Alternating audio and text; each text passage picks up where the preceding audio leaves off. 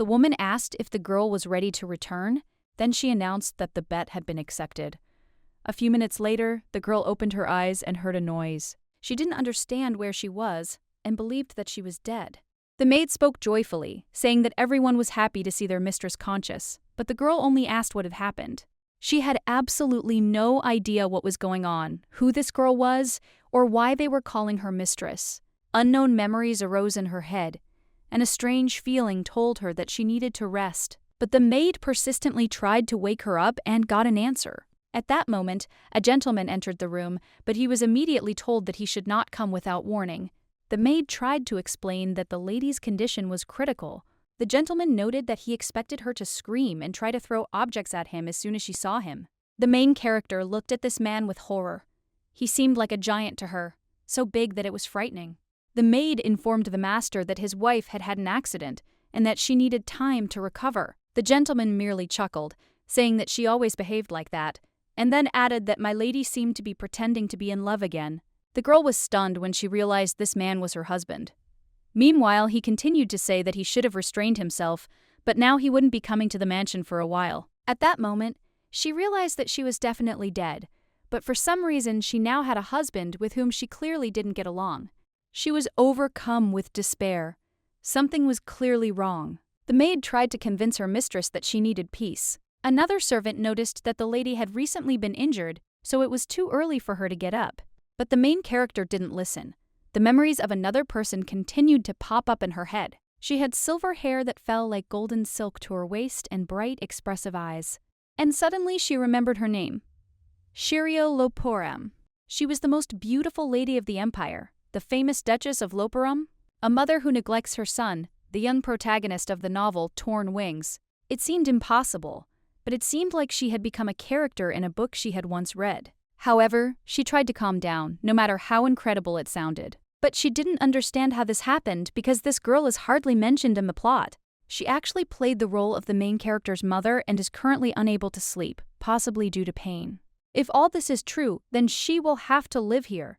Suddenly it occurred to her that she would actually have to stay here. She didn't understand why she became the mother of the main character and not a secondary character.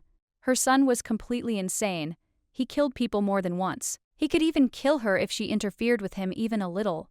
She remembered several scenes with him from the original work. He told one girl that if she wanted to leave, she could do as she wished because he was generous. However, if he catches her, she must be prepared for the consequences. Her legs will be chained in iron so that she can never escape again. The protagonist of such novels usually becomes that way because of his upbringing, especially if he has cruel parents. In such cases, he gets rid of everyone who irritates him. This means that he definitely had a bad father, and therefore his mother was not the best either. The girl became hysterical. At first, she thought she simply had a bad relationship with her husband, but now it turned out that her son was a psychopath, obsessed with the main character. If she wants to survive, she needs to improve her family relationships before it's too late. But who's better to start with? The problematic husband, or the son she hasn't remembered for years? In the morning, she heard someone outside and she became curious about who it was. She looked out and saw a boy. He was very cute. And then she thought, if this boy appeared in her memories, it means she knows who he is. This charming child is her future psychopathic son. She had never seen such cute young protagonists, so she couldn't help but admire them. This world seemed strange to her, because in the novella it was completely different. She decided that it was better to deal with a cute child than with a frightening husband. After all, the boy looked so nice. But she still had to think about where to begin. The next day, the maid informed her mistress that breakfast was ready and it was time to get up. She suggested that the lady was feeling better, and the girl confirmed this. The maid noted that the mistress should not worry about the affairs of the mansion for some time. It would be better to recover. After this, the lady turned to Margot and asked how many days she was unconscious after the incident. The maid reported that this had been going on for several days, and the mistress noticed that, despite this, she did not feel rested and was recovering slowly. The maid said that the incident was serious, and there was nothing surprising about it. Everyone thought that she was seriously injured and were beside themselves with worry. Who would have thought that the carriage would get into an accident? The lady nodded, saying she understood. After all, her husband had visited her, despite their strained relationship. She hadn't heard anything about her son, so she turned to the maid and asked if Carditzel was busy at the moment. The maid was embarrassed but confirmed it. As expected, everything turned out worse than the mistress had imagined. But she wasn't going to sit idly by, so she immediately asked where her son was now. The maid reported that the young master was now in the garden, and it seemed that the mistress was going to meet him. In the novel, Carditzel was completely incapable of understanding the feelings of others, but now he was much younger. She definitely should have made the first move. Even though she was scared, there was no point in postponing the meeting. That way they would quickly realize how damaged their relationship was. But it will take a long time to restore them. The maid apologized for saying something stupid. Then she wished the lady a pleasant rest. But the lady got out of bed and asked her to stop. She said that she wanted to see something and asked the maid to take her to the garden. The maid noted that this was not possible, since the mistress had not yet fully recovered. The lady smiled and assured that everything would be fine, adding that she hoped for her help. The maid replied that, of course, she agreed and would immediately begin preparations.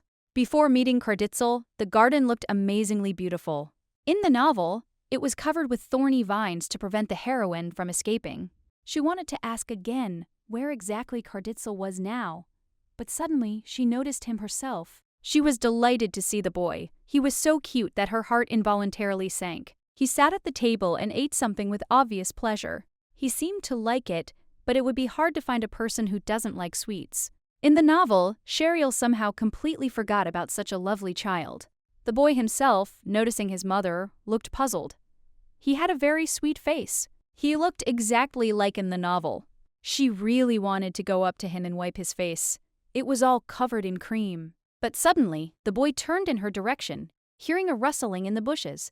Sheriel told Margot that it looked like they had been discovered. The boy loudly declared that he could hear them, and then the lady came out to him. She greeted him, and he immediately asked what she was doing there.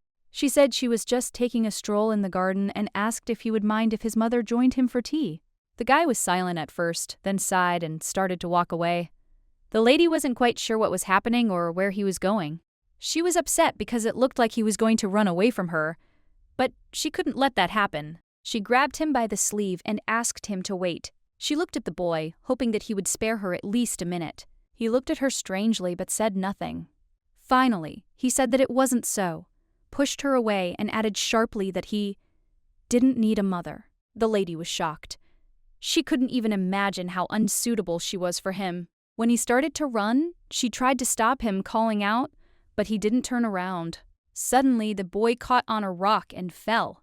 She immediately rushed to him, but he shouted at her to go away and not pretend to be kind. He said that he knew the truth, but the lady asked him to wait.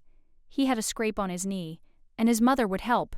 He started shouting, demanding that she move away. After all, she herself said that she didn't need him. He rose with difficulty, in tears, but left anyway. The servants immediately ran up to him, worried, and warned him that it was dangerous to run like that. The lady was shocked and did not understand what to do next. In the evening, she looked out the window, and her heart felt sad. It looked like her son had been hurt badly, and she didn't know if he would be okay. Besides, he seemed to hate her much more than she thought, and that was a serious problem. He probably wouldn't return to kindergarten tomorrow. She felt like she deprived her son of his only place to rest. Carditzel must have been very surprised by such an unexpected change in his mother. She needed to figure out how to get closer to him, but not as abruptly as she tried today. She asked Margot if she was there. The maid confirmed, and the mistress asked that the letter be delivered to her son.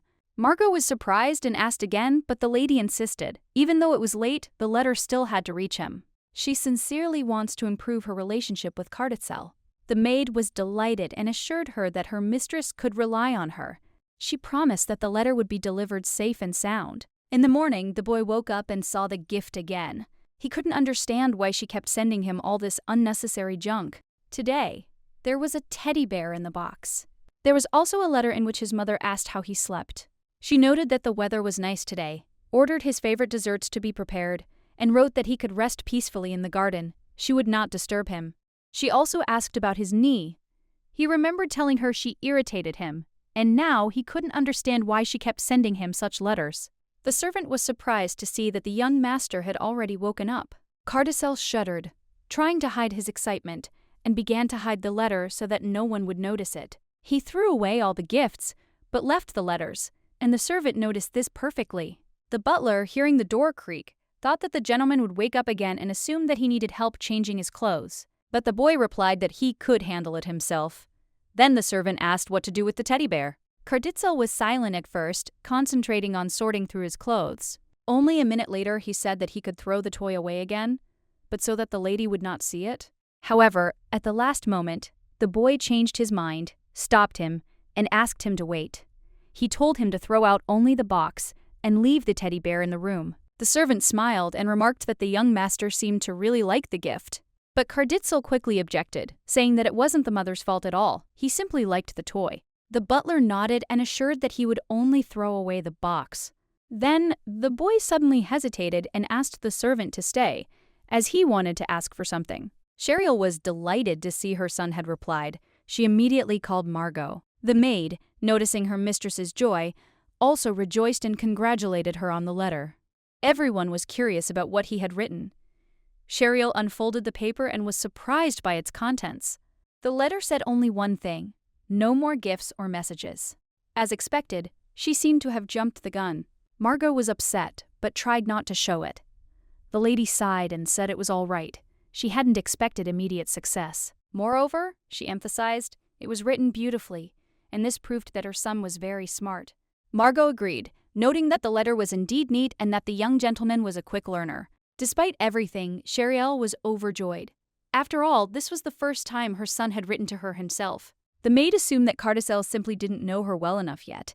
After all, her mistress hadn't shown any interest in him before. It might have been untimely, but she was still glad to see Cheryl smile, as she had looked distant since her arrival. The heroine thought, did that mean she had never smiled before? Did that mean she hadn't even laughed in the Duke's house? Remembering those around her, she realized that their faces were also always gloomy. They seemed to be concerned not with her condition, but with what she might do to them. It filled her with a strange sadness. It was as if she were looking at her former self from the outside. Surprisingly, she had no memories of her life in the duchy. Perhaps I should have asked Margot about this. The maid noticed her mistress's gaze and looked at her with bewilderment. But Cheryl decided there was no need to rush. First and foremost, she needed to focus on her son. She sighed and wondered if Karditzel would stop hating her if she became closer to him. Margot confidently replied, yes. Perhaps it was worth trying to meet him in person. However, the lady had doubts. What if he gets hurt again, like last time? Besides, they didn't even know where he was now. But the maid only looked at her in surprise. After all the maids knew that the young master had been going into the garden a little earlier than usual lately. Margot thought her mistress had noticed it too. Cheryl was shocked. But then she remembered that she had promised not to disturb her son in the garden anymore. The maid remarked that she was sure the young master wanted to see his mistress too. She promised to help her prepare, so they had to go quickly. They got ready and left. Cheryl pretended she had no choice, but deep down, she was still unsure whether she should do it. She thought about what to say when they met. Walking a little forward, she saw her son sitting on a bench. Karditzel was indeed there, and he noticed her too. She came closer and asked how his wound was. The boy waved his hand dismissively, saying that she was fine. As Cheryl moved closer, she noticed that he had treated the wound. This made her very happy. He had been sitting in the garden for a long time, but still hadn't touched the desserts. She wondered if he was expecting something, so she decided to ask again. The boy was silent at first, then embarrassedly said that he had not been expecting her at all. Cheryl noted that she was sure he thought she wouldn't come today. Karditzel replied that he was here almost always and saw no point in leaving just because someone had come here. Did this mean she could come to him? But the boy immediately denied it. He was still cautious, but he didn't leave. Cheryl felt relieved. She asked again if she could just take a look. The boy, embarrassed, stared at his plate. His silence was a sign of consent, and the lady was pleased. She thanked him and promised not to interfere. Now that he had started eating, Cheryl thought that perhaps he trusted her at least a little. They say children are good at sensing people. Today, Karditzel seemed especially sweet. A week later, the lady began to think. She had hardly participated in social life, but the invitations still came without end. She invariably responded to them with a polite refusal. There was no need for social events now. She didn't have time for them, and they generally irritated her. It was much more pleasant to simply watch her son in the garden. One more answer, and the invitations will finally be over. The maid remarked that the mistress had done a good job, and then cautiously asked if she could ask a question, if the mistress did not mind. Sheriel nodded, and Margot noticed that she had been making an obvious effort to get closer to the young master lately. Sheriel replied that she seemed to be doing well, but the maid noticed that she had some entries in her diary, including surveillance footage of those who hate her. The mistress didn't understand why the maid thought so. She was simply writing down everything she found endearing about Cruelest. Be that as it may, the maid believed that the mistress should only respond to truly important invitations. Sheriel wondered what she should write in her diary today. When they were dating, she always wrote down everything she found touching. For her, this was completely normal. In her diary, she noted that Cruelest was silent when she came, and that it was very sweet. She also wrote that the boy ignored her when she tried to talk, which she also found charming. And today, he even nodded when she greeted him. He declined all her gifts, but according to the maids, he did take a liking to the teddy bear. Moreover, he even replied to her letters, and that was incredibly sweet. Margot noticed that her mistress was literally glowing with happiness. Then, the maid remarked with a smile, since she was writing so much about how sweet the young master was, perhaps she should show these notes to Cruelest himself. She didn't expect the lady to agree, but suddenly Sheriel really started to think about it. She asked again if Margot was sure that this was a good idea and whether it could help them get closer. The maid was in complete shock. The mistress not only agreed, but was fired up by the idea. She thought this was a great opportunity to chat with the young master. Sheriel was clearly out of her mind, but she still thought it was a brilliant plan. She thanked Margot warmly and promised that she would return soon. Now she was unbearably tormented by curiosity. What did the young master's room look like? She had never been there, but he was still a child, so everything had to look really cute. I wonder what color his walls are. There were probably a lot of toys there, and it must have been charming, no doubt. It was even scary to knock, but, gathering her courage, she knocked anyway. I tried to calm myself down and breathed evenly. She knocked again and suddenly heard the boy's voice asking who was there. She was scared because he answered so quickly. After this, the boy opened the door and remarked that he had asked who it was. The lady sat down next to him and greeted him. He immediately started to run away, but Sheriel stopped him, saying that she had come to show him something important. The boy looked out from behind the door and looked at her carefully. She felt embarrassed. He looked incredibly cute. He reluctantly let her in, noting that he was in a good mood today because of the chocolate he had eaten. This was not what she expected at all. The room turned out to be dark and gloomy, but she noticed that the teddy bear she had given him was lying next to him, and that made her happy. The boy immediately grabbed the toy and began to hide it, muttering that he simply didn't want to throw it away. Then he crossed his arms over his chest and asked what exactly she wanted to show him. The lady carefully handed him the diary, explaining that she had written it personally and offered to read it. The boy took the diary, frowned with displeasure, but began to read anyway. His face slowly lengthened and then he exclaimed, "What is this?" He was so angry that he even wanted to burn the diary. At this moment, Duke Loperam's special skill, Wings of Darkness, manifested itself. The family book stated that only the one who inherited this gift could become the heir. Cruelest owned him, and the lady was genuinely happy. Her son was truly special. But she felt sorry for the diary, because now it was burning in his hands. The boy lowered his head and muttered that he didn't want to do it. But Sheriel reassured him, saying it was okay. If he didn't like it, she wouldn't keep the diary anymore. But the boy suddenly asked why she called him that. The lady did not immediately understand what he was talking about, and he, without raising his eyes, quietly said that she had called him not Carditzel, but Cardi. She considered this, wondering if perhaps he didn't like the abbreviation. But the boy didn't look angry. He just quietly repeated the name. Then the lady asked if he wanted her to call him that. She smiled. How could this innocent child become a tyrant in the future? She doesn't want him to hurt others, to hurt the Duchess. If he is loved, he will learn to love himself, and then in the future he will become different. Therefore, from now on, she will become a real mother to him. The boy nodded and said he agreed. Then Sheriel asked again if he could spend at least 10 minutes a day with his mother. He was confused and did not understand why this was necessary. Then she gently apologized for talking about it so late, but she wanted to teach him something important: how to treat people with respect, how to love and care for others. After all, no one had ever explained such things to him before. After a short silence, the boy reluctantly agreed, clarifying that he was only willing to devote 10 minutes. Sheriel smiled, thanked him, and promised she wouldn't disappoint. An incredibly wonderful child. She didn't understand how he turned into a tyrant, depriving others of freedom. And all because no one cared about him. So he didn't know what it meant to be loved and to love.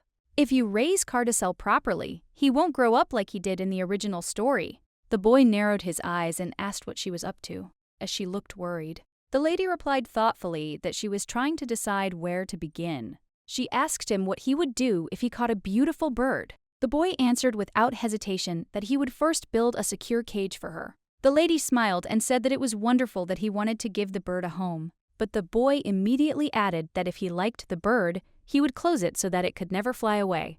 Hearing this, the lady was horrified and did not know how to react. She tried to explain that if she was locked in, she would try to escape at the first opportunity. Whatever one may say, something in him from childhood hinted at his future character.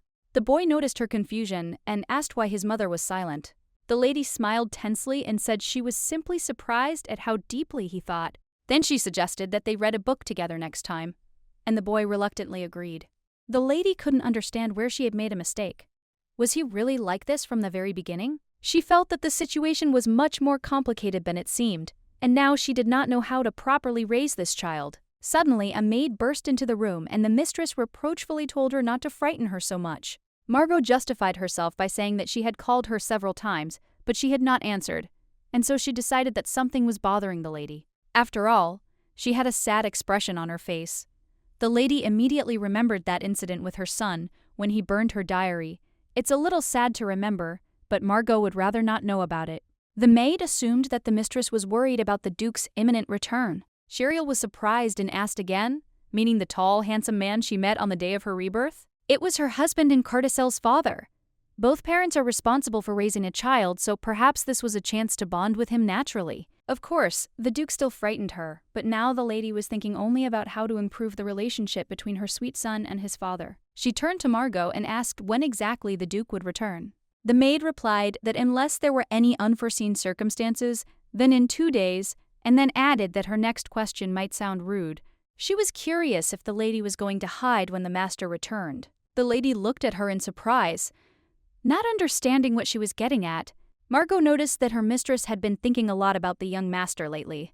It brought the mansion to life, and the maid was sincerely grateful for it. She decided to ask her mistress for a favor, but she couldn't understand where she got her courage from.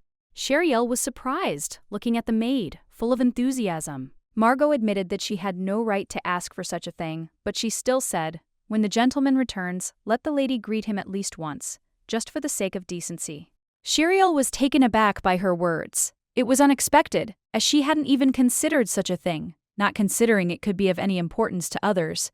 She tried not to think about it because she hadn't even realized how cold her relationship with her husband had been before. She didn't think anything needed to change. Margot realized she might have been too harsh. The last few days had been so joyful that she wanted to express her thoughts, but perhaps she'd gone too far. She decided not to hide her feelings while in her mistress's presence. But if there was a punishment for this, then so be it. Her words were spoken sincerely, without malice. Sheriel didn't immediately understand what this was all about. Of course, she would agree to greet her husband when he returned. There was nothing complicated or special about it. Margot knew she'd gone too far, but she still listened carefully to her mistress's words. She didn't mean to seem presumptuous, but she spoke only with good intentions. Family discord is always a difficult ordeal for a child. So Sheriel simply looked at the maid and asked why she was still standing there, not leaving. Margot quickly realized that she needed to warn all the servants of her mistress's decision.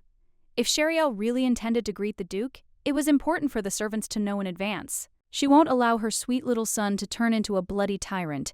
She will do everything in her power to prevent this from happening, despite her past mistakes. Margot couldn't hide her delight. She felt as if she were facing a completely different person. She couldn't believe her mistress had actually made such a decision, so unexpected for everyone. The maid didn't hesitate. She rushed to share the news with all the servants, barely containing her excitement. Such an event couldn't go unnoticed in the mansion. Sheriel decided that since the servants were preparing for the Duke's arrival, she should also finish her chores. Paperwork doesn't wait, and ordering documents is no less important than anything else. She was about to begin, but suddenly stopped. A strange thought occurred to her. She didn't even know her husband's name. This fact confused her a little. Meanwhile, on the road, one of the servants cautiously approached the master. He asked if everything was all right, noticing that he didn't look his best. The Duke slowly turned his head in his direction. There wasn't a shred of joy in his eyes. He replied curtly that he didn't want to go back at all, but he had no choice. The man was certain that all his anxiety was connected with his mistress. This thought haunted him, but he didn't know what exactly was troubling him so about this sudden return. However, he quickly realized that such questions could get him into trouble, so he quickly apologized, deciding it wasn't worth delving into further. The Duke was tired of all this fuss. He'd had enough of worrying. They were almost there, and he considered it pointless to waste time on conversations that were leading nowhere. He knew he'd have to knock on doors again, but it was unlikely the lady would be in the mansion. She'd never met him before, and he saw no reason why anything would change now. But when the carriage stopped, all the servants suddenly appeared before him. They were standing at the entrance, as if they had been waiting for his return for a long time, which was completely unusual. He couldn't understand what was happening. Why were all the servants outside? This had never happened before. Usually, no one came out to greet him except the butler. But that wasn't even the strangest thing. The Duke was stunned to see his wife among the people standing before him. It was the last thing he expected. Sheriel took a few steps forward, approaching him.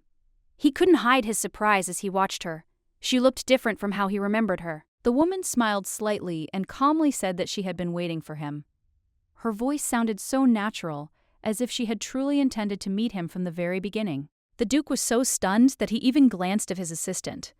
It all seemed strange, and he began to doubt the reality of what was happening. He confidently declared that he was most likely just delirious. It would be best to call the paramedics as soon as they were inside, as he couldn't explain what was happening any other way. But the knight merely replied that the true mistress stood before him. However, the Duke continued to believe it was merely a trick of his mind. The lady did not understand what was wrong with the Dukes and noticed that there was a rather cold wind today, so she suggested that they return home as soon as possible. The Duke looked at his wife with distrust. He was curious about what she had planned this time. She had never shown any interest in him before, and now she was greeting him in person. Sheriel wasn't quite sure why he was looking at her like that. She assumed he must be very tired after the journey and remarked that he should rest. She suggested they skip the street and go inside. Besides, standing outside for too long probably wouldn't do him any good. After all, she was waiting for him. He couldn't quite grasp that it was his wife standing before him. The last time he saw her, she'd been in an accident. Perhaps she had memory problems. Sheriel looked at him as if expecting an answer, then ordered the servants to prepare his favorite dishes. He was probably hungry after the journey and wanted to eat. She also reminded Margot of her earlier request. Important things are best kept under control, especially when the house is full of servants and guests. When there was no one left around, Sheriel quietly asked Margot to leave them so they could talk alone, without prying ears. She looked around and noticed the bustle of the mansion. Everyone was busy preparing, cleaning the rooms, setting the table. It seemed unusual. The Duke couldn't help but notice that Sheriel was smiling. This surprised him, as she had never acted like this in his presence before. Something had changed. He placed his hand lightly on her shoulder, trying to gauge her reaction. She flinched, but didn't pull away. Then he asked what she wanted from him. Sheriel calmly remarked that they should eat first. After all, that was why they were heading to the dining hall now. The Duke knew her words sounded logical, but deep down he couldn't believe that this was actually happening. He looked at his wife intently, as if trying to unravel her secret. However, nothing unusual would likely happen in the dining room. Sheriel confirmed his guess, and added that she simply thought that perhaps he would not want to wait long for the servants to finish their preparations. Sheriel decided not to delay the matter and suggested they hurry. There was no more time to think, and she had no intention of putting off the conversation. The Duke was momentarily taken aback by her unexpected directness. He wasn't used to seeing her like this. But she, oblivious to his confusion, calmly declared that she wanted to talk. Hearing this, the Duke instantly became wary. He was sure there was something more behind it. The thought flashed through his mind that she was up to something strange again. Sheriel never made idle conversation without a reason. She only communicated when it brought her some benefit, so his suspicions only grew. Besides, he knew his wife hated him. He couldn't shake the feeling that something strange was about to happen, like she'd say something unexpected and then die. But he couldn't simply ignore a woman who had been preparing for this meeting since morning. He decided to be patient and at least hear her out.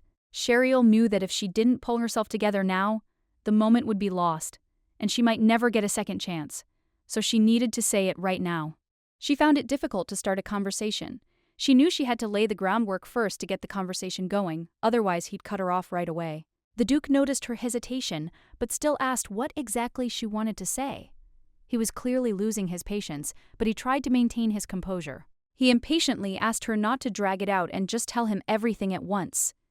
He didn't like being kept waiting, especially when it came to Sheriel. She thoughtfully remarked that she was wondering if he'd had a hard time at work and how the journey had gone. After all, it had been a long journey, and perhaps it hadn't been easy for him. The Duke immediately became wary. Sheriel didn't usually speak like this. He immediately realized something was wrong and began to suspect she was up to something. The Duke considered this for a moment, but ultimately decided that perhaps she was simply trying to show her concern. Although he found it hard to believe she was genuinely concerned about him, he slowly put his fork aside, looked at her carefully, and asked if she was really worried or if this was just another game on her part. He then remarked dryly that she would probably be much happier if he never returned, or at least got injured while staying somewhere longer. Sheriel flushed at his words. She couldn't let him think that way, and immediately, with indignation in her voice, she declared that she had never wished anything like that on him. The Duke calmly noted that there was something odd about her behavior. She was doing something she hadn't done before and trying to hold herself too evenly, as if she had been preparing for this conversation in advance. But she had expected such a reaction and was prepared for resistance.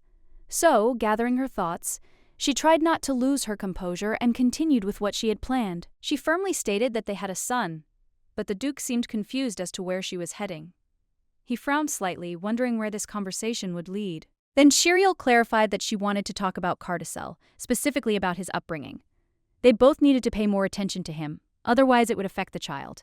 The Duke rose slowly, sighing heavily. He was tired of this conversation, which in his opinion had been started not because of the child, but for some other reason. He reminded her that just recently she had openly declared that she hated him, so why had she now suddenly decided that they should raise their son together? She had indeed behaved differently after the accident, but he still couldn't believe it was the same Sheriel in front of him. However, she insisted she was fine. She insisted that they simply discuss the matter calmly. After all, it was truly important, and there was no point in putting it off any longer. But the Duke merely shook his head, noting that it would be better if she didn't approach him. He still didn't trust her, and her sudden behavior seemed suspicious to him. The Duke looked at her with a cold, narrowed gaze and asked if she really thought he'd believe her feigned concern. It all seemed too forced. Sheriel sighed nervously and, with alarm in her voice, declared that she didn't understand what he was talking about. She wasn't pretending or trying to deceive him. It was all true. She tried to do everything she could for Carticel, but no matter how hard she tried, her efforts seemed insufficient. She couldn't achieve the desired result. She'd hoped to resolve this matter calmly simply by talking, but for some reason the Duke was angry. She couldn't understand why he wouldn't at least listen to her. It hurts her, but she won't allow her son to be sidelined in his own life. She's willing to do everything in her power for him. The Duke sighed wearily and coldly remarked that if she had nothing more to say, he would simply leave, since this conversation had no meaning for him. Sheriel didn't have time to finish what she wanted to say, so, realizing that he was leaving, she tried to stop him and asked him to listen to her until the end. In her haste, she rushed after him, but miscalculated her steps and suddenly stumbled, unable to keep her balance, and began to fall forward. The Duke, hearing a noise behind him, turned sharply and, before she hit the floor, managed to catch her, preventing her from falling. Sheriel quietly said that she understood how much she irritated him, but despite this, for the sake of their son, she still wanted to come to an agreement with him. She did everything she could, but she couldn't fight anymore. Her body weakened, and, losing consciousness, she went limp in his arms. The Duke, alarmed by her condition, loudly ordered his servants to call a doctor immediately. The maids, realizing the gravity of the situation, immediately ran. Sheriel didn't have time to say everything she wanted. She was pierced by not only emotional but also physical pain, so much so that she couldn't even utter a word. The Duke carefully lowered her onto the bed, still puzzled by what could have caused her to faint. He looked at her carefully, trying to figure out what had happened. Sheriel, gradually coming to her senses, didn't understand why he'd asked such a question. She'd only wanted to have a normal conversation, but in return he'd responded with rudeness, which made her feel even worse. If such an angry look is directed at a person during dinner, and in complete silence, it is not surprising that someone might lose consciousness, unable to withstand the tension. She may not be his true wife, but the constant conflict is hard to bear. It's simply impossible to resist someone who radiates malice, and he's not even as sweet as her son. Sheriel, looking up with difficulty, asked him if he really felt such hatred towards her, because it seemed like so many years had passed, but he was still just as angry. The Duke merely coldly remarked that, in his opinion, the hatred between them was mutual, since she had repeatedly shown her feelings toward him. Her surprise seemed insincere, but Sheriel looked genuinely confused. She couldn't understand where he'd gotten such thoughts from. Why had he decided she hated him? Why did she even treat him like that? The Duke recalled that as soon as he got a little closer to her, she began screaming, fighting back, and even throwing pillows, as if he posed a threat to her. And now she was sitting in front of him, acting as if she didn't remember anything, pretending nothing had happened. It was strange, and made him suspicious. When he touched her hand, she let out a sharp cry. The Duke frowned, as he hadn't squeezed her tightly enough, and her reaction had been too sudden, as if she were in pain. The Duke misjudged his touch on her hand, and only now realized he'd hurt her. He noticed her skin was cold, which somehow alarmed him. He realized her hands were so icy, as if she'd been shivering for a long time. So, despite her possible disapproval, he decided to try to warm them up. Even if she was uncomfortable, he still insisted she wait a little while he warmed her palms. She shouldn't remain in this state, since the doctor hadn't arrived yet. Sheriel said nothing, simply looking at him with interest. She hadn't expected such concern, and it left her with a strange feeling of bewilderment. But she didn't argue with him. The Duke merely calmly remarked that the most important thing now was patience. The doctor would be here soon, and then it would be clear what was wrong with her. For now, she should simply rest. Soon the doctor ran into the room, followed by the maids. They immediately began asking their mistress about her well-being, and the doctor began his examination without wasting a second. The Duke didn't linger. He was about to leave, and with one last glance at his wife, he told her to simply rest and not make any sudden movements until the weakness passed. However, despite her weakness, Sheriel tried to stop him. Meanwhile, the doctor warned her not to overexert herself, otherwise her condition could worsen. But that wasn't what upset her. They hadn't even had time to have a proper conversation. She wanted to discuss something important, but everything was cut off again, as if he didn't care at all about her words. The men in this house seemed unbearable to her. They even refused the delicacies she'd prepared with love. How could anyone live with them if they were so cold? The next day when she woke up, she still felt unwell. Her head was spinning, her body felt weak, but the thought she had fallen asleep with wouldn't leave her. She wanted her son to grow up in a happy family. She wanted him to feel no tension between his parents, to know he was loved. But how could she achieve this? Sheriel couldn't understand how she could get closer to her husband when he avoided conversation. Their relationship felt like a rift that only grew deeper with each passing day. Sheriel didn't even want to try to change anything again, because any attempts she made only crashed against a wall of indifference. She didn't know what to do now or where to go next. Suddenly, she heard footsteps, and this surprised her. After all, she had specifically asked Margot not to let anyone in. Whoever it was, they had clearly entered the room without the maid's permission. If Margot couldn't stop the visitor, it was either her husband or Carticel. The servants wouldn't dare disobey her orders for anyone else. The thought that it could be her son instantly lifted her spirits. She even sat up in bed hoping to see him in front of her. Sheriel couldn't resist asking again if it was really Carticel who had come to see her. She hoped to hear his voice, which might allay her worries. At that moment, the door did indeed open, and her son appeared on the threshold. He held his favorite toy in one hand and waved at her with the other, confirming that it was indeed him. The moment she saw him, Sheriel felt a sense of relief in her soul. This was her dear son, her treasure, and she was simply happy to see him here. Carticel reported hearing from one of the maids that his mother had fainted. This news alarmed him, and he immediately decided to visit her. He couldn't sit quietly in his room knowing his mother was unwell, so he came here himself, without waiting for permission, because it was important to him to make sure she was okay. The boy was so caring that Sheriel couldn't contain her tenderness. Her heart sank with overwhelming emotion, and she was grateful to fate for such a son. Carticel handed her his teddy bear, assuring her that when someone is sick, they should definitely eat well and have something warm nearby to feel better. Sheriel couldn't hide her joy. She warmly thanked her son for his care, realizing how caring and kind he was. He was the most precious person to her. Carticel became deeply embarrassed, his face flushed, and he hastened to explain that this wasn't why he'd come to see his mother. He wanted her to know his visit wasn't connected to anything unusual. He continued that the maid had conveyed the request to him, and that was the only reason he had come. He hoped his words would clear up any misunderstandings that might have arisen. Despite her son's embarrassment, Sheriel was grateful for his attention. She was genuinely happy for his visit, even if he might have felt a little uncomfortable. But Sheriel couldn't understand why Cardizel was looking at her like that. She hadn't done anything to displease him or cause him any strange feelings, and that puzzled her a little. Sheriel tried to figure out what was making him look at her that way. She honestly couldn't understand what she'd done wrong to make him react so strangely and incomprehensibly. Cardizel, for his part, felt embarrassed and awkward. He hadn't expected his mother to thank him so warmly, and this left him somewhat uneasy. He wasn't prepared for such a reaction. The boy was quick to tell her not to touch him like that next time.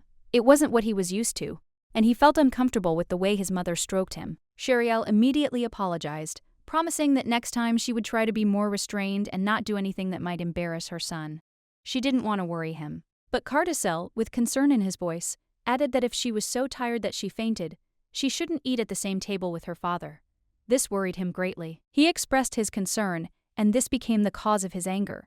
He didn't want his mother to suffer, and his feelings on the matter were quite sincere, if a little harsh. Sheriel still couldn't understand how Cardizel could be so honest and yet so sweet.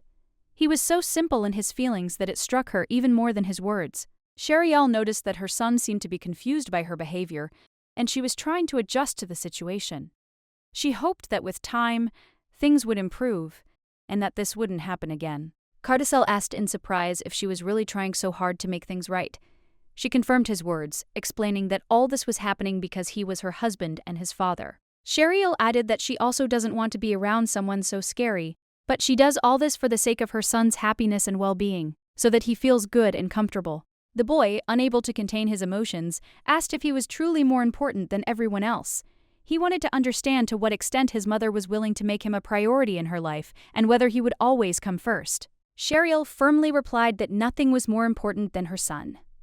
However, Cardizel disagreed, shouting that she would now spend time with her father and forget about him. He felt neglected and, in his thoughts, suggested that they dine together now too without her participation. He was hurt by the fact that his mother no longer devoted so much time to him. After these words, he couldn't bear it any longer and began to run away, trying to escape everything that was troubling him. Sheriel, not understanding what was happening, watched his actions in confusion. Sheriel realized that Cardizel felt forgotten and abandoned. He felt like she no longer paid attention to him, which was the cause of his sadness and anger. Sheriel hurried up to her son from behind and hugged him, trying to reassure him and let him know that no one was more important to her than Cardizel. She would always be there, no matter what. Cardizel asked again if she truly thought so, and Sheriel confirmed that nothing was more important to her than time spent with him. She was willing to give everything to be by his side. The boy, hearing her words, became deeply embarrassed and looked down. He found it difficult to believe her sincerity, and he cautiously said that he hadn't expected such words from her, although he felt grateful. Sheriel didn't quite understand his reaction and noticed that his voice sounded without much emotion. She assumed his indifference was due to recent events and his still unsettled feelings. She began to realize that, despite everything, he still felt a certain distance from her and didn't trust her completely. This was becoming increasingly obvious, and it was a little upsetting to her. Suddenly, to Sheriel's surprise, Cardizel turned to her and hugged her, which left her quite shocked. She hadn't expected such a gesture, and was a little taken aback by this sudden display of emotion. Sheriel felt uneasy, unsure of what exactly was happening, and asked the boy what he was doing. She was confused, but she still couldn't hide the slight joy she felt at the touch. She noticed how he looked at her sweetly and quietly called her Mom, which touched her. This was an important moment for her, because despite everything, she felt that her son was still with her. Cardizel, slightly embarrassed, said he was simply trying to express his feelings, but added that she needed to rest and recuperate. He offered her a chocolate bear to make her feel better. The boy explained that when she's sick, it's essential to rest and sleep well to recover. He also insisted that with the chocolate bear, her recovery would be much easier and faster. Sheriel felt a surge of gratitude and joy as she hugged her son tighter. Her heart filled with warmth from his care and attention, and she readily accepted his advice. She promised that she would, of course, do everything as he said, and soon felt much better. A few days later, her health did improve, and she was able to care for her son again. She was soon going to see Cardizel and, after checking with the maid, asked if he was sure he would like the surprise. The maid assured her that the information was reliable, as it had come directly from the chef and everything would be fine. The maid was sure Carticel would be incredibly happy to learn that his mother had personally prepared something special for him. She sensed it could be a special moment for both of them. The lady, in turn, was worried whether he would like what she had prepared. She hoped he would appreciate her efforts and be pleased that she had taken the trouble to make something pleasant for him. Sheriel left for her son, bidding farewell to the maid and heading to Carticel's room. She felt a sense of urgency, wanting this gesture to be meaningful to their relationship. When Carticel saw his mother, he was a little surprised by her appearance. He asked if she was feeling better, as he noticed she was still a little weak from her recent illness. Sheriel smiled and replied that, thanks to his advice, she felt much better. His care had truly had a positive impact on her, and she was grateful for it. She thanked her son for not forgetting her condition and for taking the time to care for her. Carticel remarked that he was always there, as he had promised, and it made him happy to be able to help his mother. He kept his promise to his mother, and Sheriel was very happy and proud of him. It was a special moment for her, because her son showed concern, and she felt his love and attention. Sheriel asked Margot if she could help her with this small matter. The maid readily agreed, knowing how important it was for her mistress that this moment pass as smoothly and harmoniously as possible. Sheriel said she'd brought something delicious especially for her son so they could eat together. She offered him a taste and hoped he'd enjoy it. Carticel was a little surprised when he saw walnuts in front of him. He wasn't expecting such a treat, but despite his caution, he was intrigued by what his mother had prepared for him.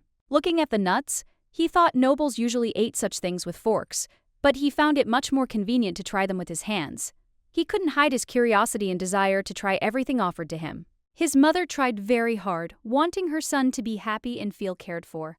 The maid remarked that the young master might well try, since his mistress had really put in a lot of effort since early morning. Carticel, of course, agreed to try the cake, but decided to take it with his hands. He was a little embarrassed, but he wanted to try it at this point to show what he was willing to do for his mother.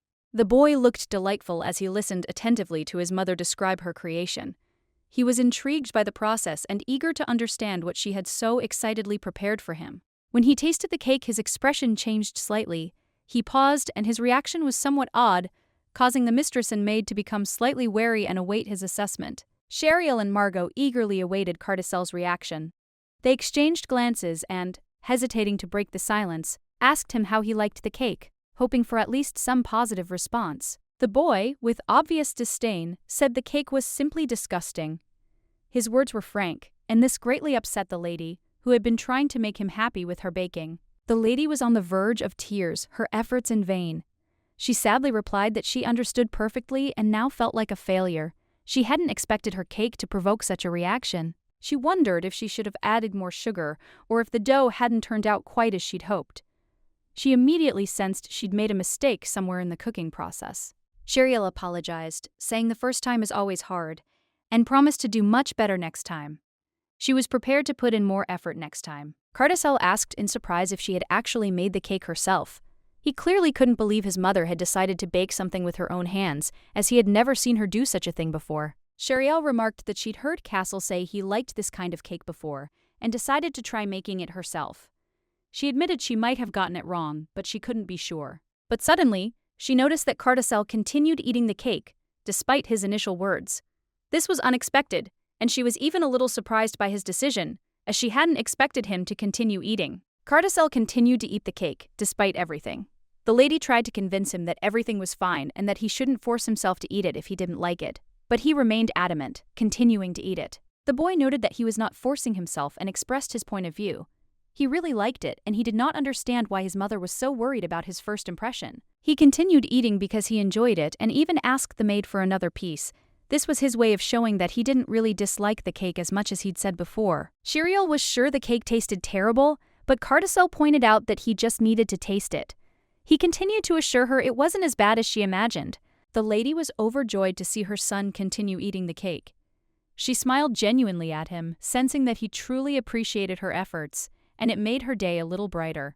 Sheriel noticed that her son, despite everything, was behaving very sweetly. His kindness and sincerity at that moment couldn't help but touch her. She felt she had to keep trying to be better for him. Carticel spoke sweetly to her and ate cakes with relish, savoring the moment. Seeing her son like this, Sheriel realized that for his sake, she had to strive to get closer to her husband, despite the difficulties. The lady approached the door and knocked. When her husband opened it, she immediately informed the Duke that it was she, making it clear she had come on important business. Her voice sounded confident, despite her nervousness. She reminded herself to smile the moment he opened the door, to be attentive, to take care of herself, and to act normal. Everything had to be different because her goal was to achieve something important. As soon as the door opened, Duke Lopman's right-hand man, Keithwell Moore, appeared before them. He looked as reserved as ever, but there was a slight wariness in his eyes, unsure what to expect from his mistress's visit. Moore thought he'd been wondering for a long time who might knock, and when he saw the lady, he felt a sense of relief. His face brightened slightly, and he didn't hide his joyful relief at seeing her. He informed the Duke that his mistress had arrived, and the gentleman immediately sensed that something important had happened. His face grew serious, and he began to suspect that something significant lay behind this visit. Sheriel explained that the servants had some problems and needed to consult with the Duke. She tried to remain calm, but her voice was tinged with concern, as if the matter were truly urgent. She asked the Duke for at least a minute of his time, knowing her request might seem insignificant. But the Duke said he was busy and couldn't spare the time, which only added to the tension. The mistress and his right-hand man stood motionless in the hallway, unsure of what to do next. Sheriel couldn't figure out what to do, and Keithwell Moore seemed to be simply waiting for instructions, sensing the tension of the situation. The Duke, noticing that his mistress was still standing at the door, asked if he could hear her and added that he was indeed busy at the moment. He asked her to leave his office, which seemed rather abrupt. His assistant, with his usual polite manner, smiled and said he had an idea. He tried to lighten the mood, but his voice lacked the confidence of his host. However, the Duke, continuing to stare at his papers, declared that he had absolutely no business and would remain busy despite his mistress's requests. He was clearly in no mood for conversation. At that moment, both the lady and her assistant turned to the Duke simultaneously. His behavior surprised them. It seemed they both expected a different reaction, but he remained absorbed in his own affairs. Sheriel was shocked that he could so easily ignore her, his wife. The Duke had seemed so excited before her arrival that he had even prepared a seat for her, but now he clearly didn't want to see her. The lady suggested the Duke rest a bit and thought he should take a stroll in the garden to clear his head. She tried to soften his demeanor, but his coldness remained. The Duke, without looking up, repeated what he had already said. He was busy and couldn't afford to be distracted. He was determined and had no intention of giving in to his position. He continued working, brushing off her suggestions and insistently asking her to leave the office. His demeanor was distinctly hostile, and the lady realized she wouldn't get anything out of him. The servant, noticing the tension, approached his mistress and apologized for the Duke's behavior. He understood that her concern was caused by his cold reception, but it seemed the Duke was too busy today. Despite all this, Keithwell said he was glad to see her and noted that at least this moment was positive. However, his words sounded more formal than sincere. Keithwell also noted that it was getting late and advised her to return tomorrow morning to speak with the Duke. He tried to find some excuse for his behavior. Sheriel thanked him for the advice, but her mood was far from cheerful. While she was trying to compose herself, a maid approached her, clearly noticing her dejection. The maid became concerned when she noticed her mistress seemed depressed and asked if everything was all right. Her words were full of concern. She immediately realized something was wrong. The lady, despite her inner turmoil, still tried to smile at the maid. In truth, she felt that nothing was right, but in a strange way, perhaps it was for the best. She glanced around the office, taking in its calm walls and furniture, and paused again. Thoughts swirled in her head, but none of them could provide her with a clear solution to the situation. The lady realized there was really nothing complicated about it. She simply needed to come up with a suitable reason to visit the Duke's office again. She couldn't think of any other way. The next day, with all her chores completed, the lady was free of all obligations. Her day was completely free, and she decided to dedicate it to her son, Cardicel. She wondered what story she should read to Cardicel today. It was a small treat that always brought her joy, and she wanted to make his day special. The mistress turned to Margot, the maid, and noticed something was wrong. Her voice was tinged with concern, and she couldn't figure out what exactly was bothering her at that moment. Margot announced that she had just received a letter from the Marchioness of Penzel. The lady was surprised to hear this, as she hadn't expected the Marchioness to address her in such a manner. When the lady picked up the letter, she was truly surprised. She began to read the Marquise's words, and questions immediately arose in her mind. What does this all mean, and why now? In the letter, the Marquise expressed gratitude for the lady's attendance at the reception in honor of her son's birthday, and offered to repay her if she wished anything. This was unexpected and strange. The Marchioness offered to select some flowers and cakes for her sons if the lady so desired. It was an odd request, considering they barely knew each other. The lady was quite surprised, as she always declined such offers. This letter seemed somehow strange. Perhaps she had misunderstood its meaning or had made some mistake. She wondered if perhaps this birthday was somehow special. However, the maid reminded her that her own birthday was still a long way off, and the lady wondered about the reason for the letter. The lady concluded that perhaps she simply needed to prepare in advance. This letter could have been part of some plan, and perhaps she hadn't guessed its true meaning. The mistress had changed recently, and the maid Margot couldn't hide her admiration. She saw how much her mistress had changed and how she had become more decisive and confident. The mistress felt she could completely trust her maid. Together they could prepare such a magnificent and extraordinary ball that she herself would be unable to believe its success. However, she realized that this could be perceived differently. It could appear as if she cared more about other children's birthdays than her own son. This made her feel insecure. It seemed the ball was to take place in 2 weeks, and the Marchioness Penzel, oddly enough, was familiar to her mistress. She couldn't recall where, but the name somehow resonated in her memory. The lady tried to remember where she might have heard of Marquis Penzel. After much thought, she finally realized she was acquainted with Radius Penzel.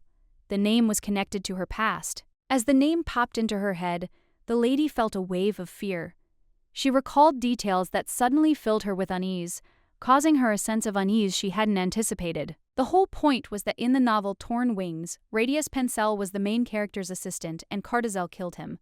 The lady hoped that her son would no longer harm others. She sincerely hoped that now, after everything, her son would put it behind him and never harm anyone again. But her inner turmoil persisted, and she couldn't shake these thoughts. She couldn't help but think that all of this was pointless and hopeless. She was losing confidence in her own abilities and didn't understand how to proceed, what steps she should take to protect her son. Margot, the maid, couldn't understand what was happening to her mistress. She watched her condition and didn't know how to help until her mistress herself decided she wouldn't allow her son to repeat the same mistake. The mistress firmly resolved that she would raise Cardazel properly. A resolve arose in her heart, and, gathering her thoughts, she stood up and asked the maid to help her meet her son. The lady said she needed to see Cardazel. She hoped Margot the maid would help her arrange a meeting so she could talk to her son and find out what was going on. The gentleman's wife was due to arrive soon, and the assistant informed him of this. He was somewhat surprised that the gentleman was still seeing his mistress, despite her condition and the events unfolding. The assistant couldn't believe that the master met with the mistress so often. This was unusual because previously they tried to avoid each other, and now it seemed strange and abnormal to him. The gentleman thought he simply had nothing better to do, and so he often talked about it. But the guy helping him said he had plenty of work and was already fully occupied with it. Then the Duke paused. After the accident, she had changed, become different. She no longer avoided him and was beginning to show interest, which was strange and intriguing in its own way. She had often yelled at him before, demanding that he take his hands off her and not touch her anymore. Every word she spoke sounded like an order, and he felt her words tearing at him from the inside. He felt distant from her as she stopped even looking in his direction. This hurt him deeply, but he still couldn't let her go, despite her detachment. The lady replied that she shouldn't do that at all. She couldn't understand why he continued to approach her when she was clearly asking for her space and was burdened by his presence. The gentleman tried to convey to her that he would very much like her to smile at him at least once, at least in the morning. His desire was simple, to see her kind face, which seemed to have disappeared. But she calmly replied that she had nothing to say to him and that he should leave. Her words were cold and cutting, and it made him feel like they were drifting apart again. She had always been cold to him, and he thought he'd never see her smile again. He'd already resigned himself to it, but despite everything, deep down he hoped that the situation would change. At one point, she told him she'd brought him some tea to help with fatigue. She offered to share a bite, a rare gesture he hadn't expected.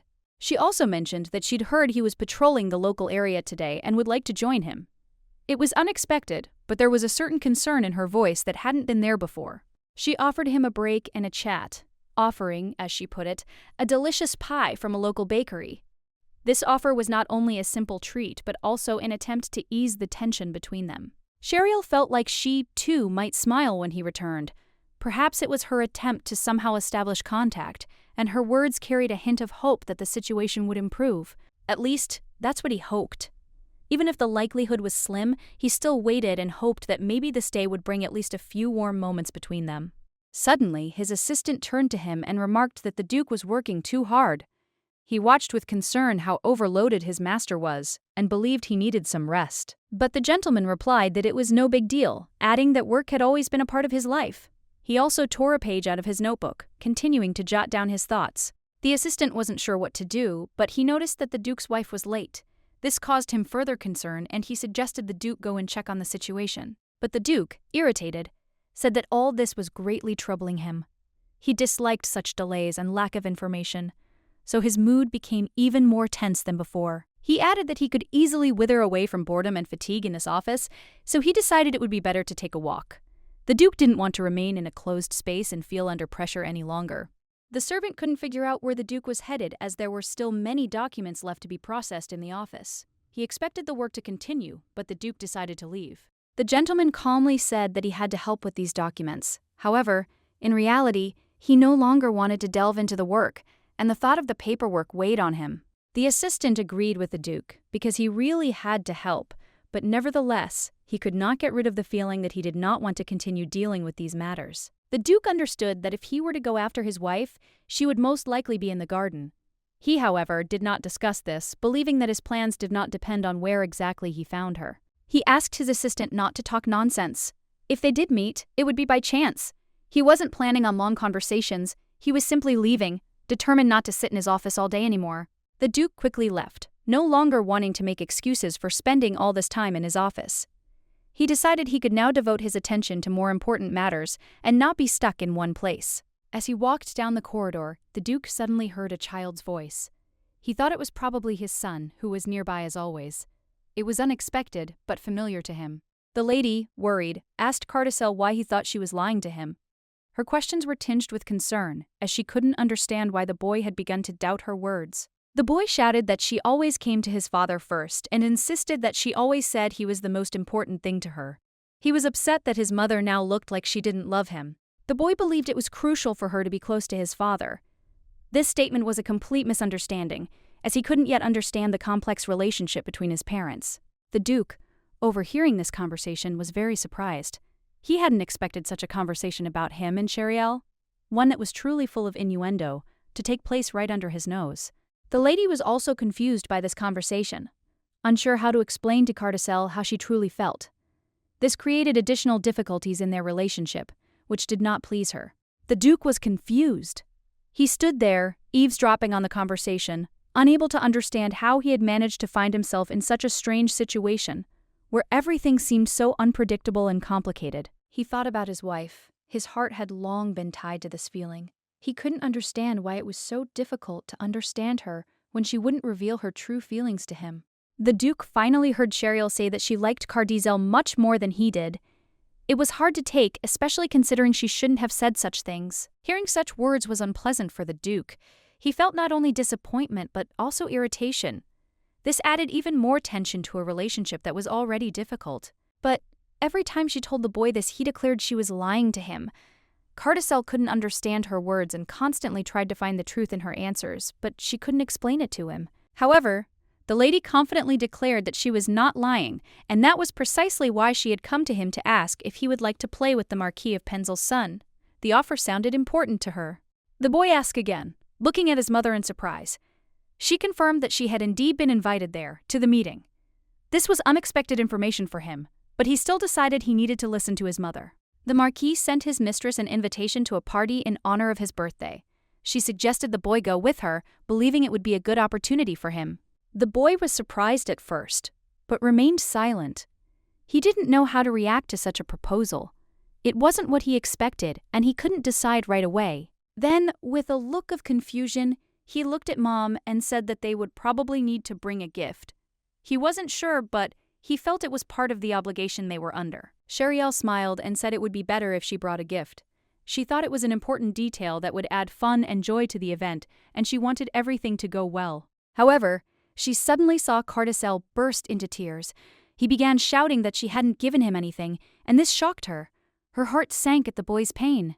Then, Cheriel realized she shouldn't have said those words about the gift. Those words might have only made things worse, as she could see how deeply it hurt her son. But it was too late. Cheriel never celebrated her son's birthday.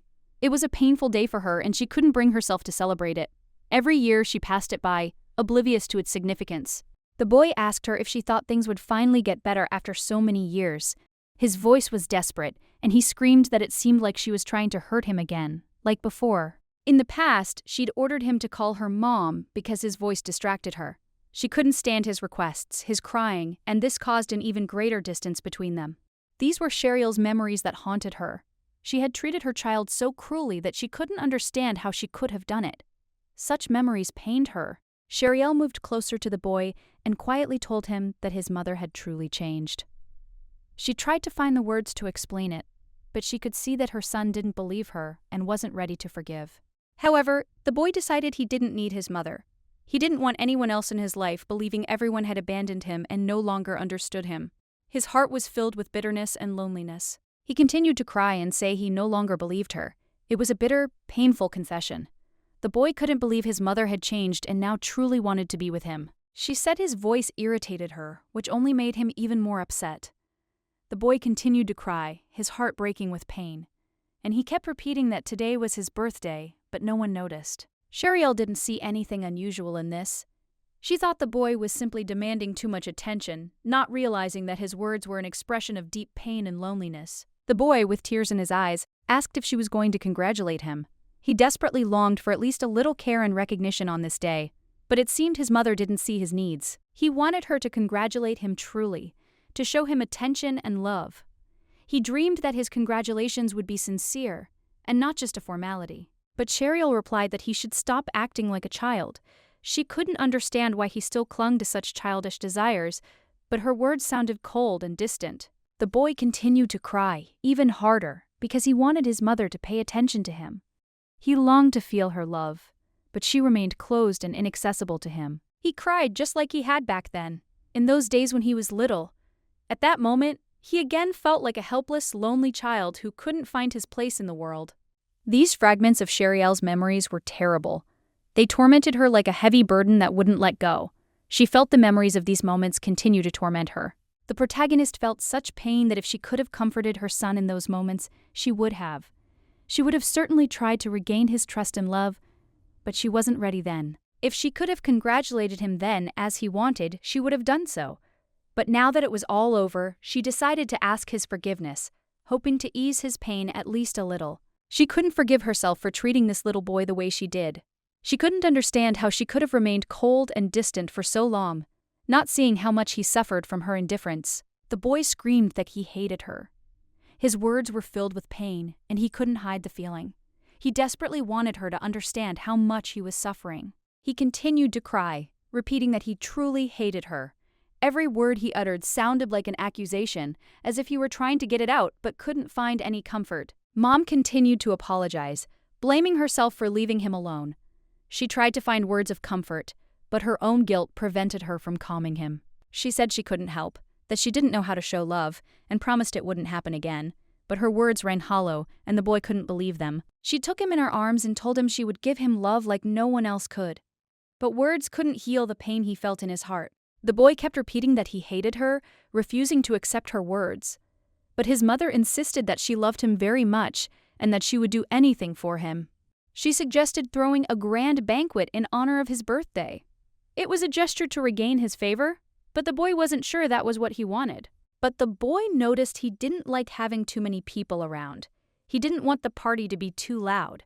Then she offered to join him. She noted that he liked sweets and that if there were a lot of people, the banquet would be enormous, but this didn't console him. He longed for simple privacy, without unnecessary fuss. The boy said she could decide as she pleased.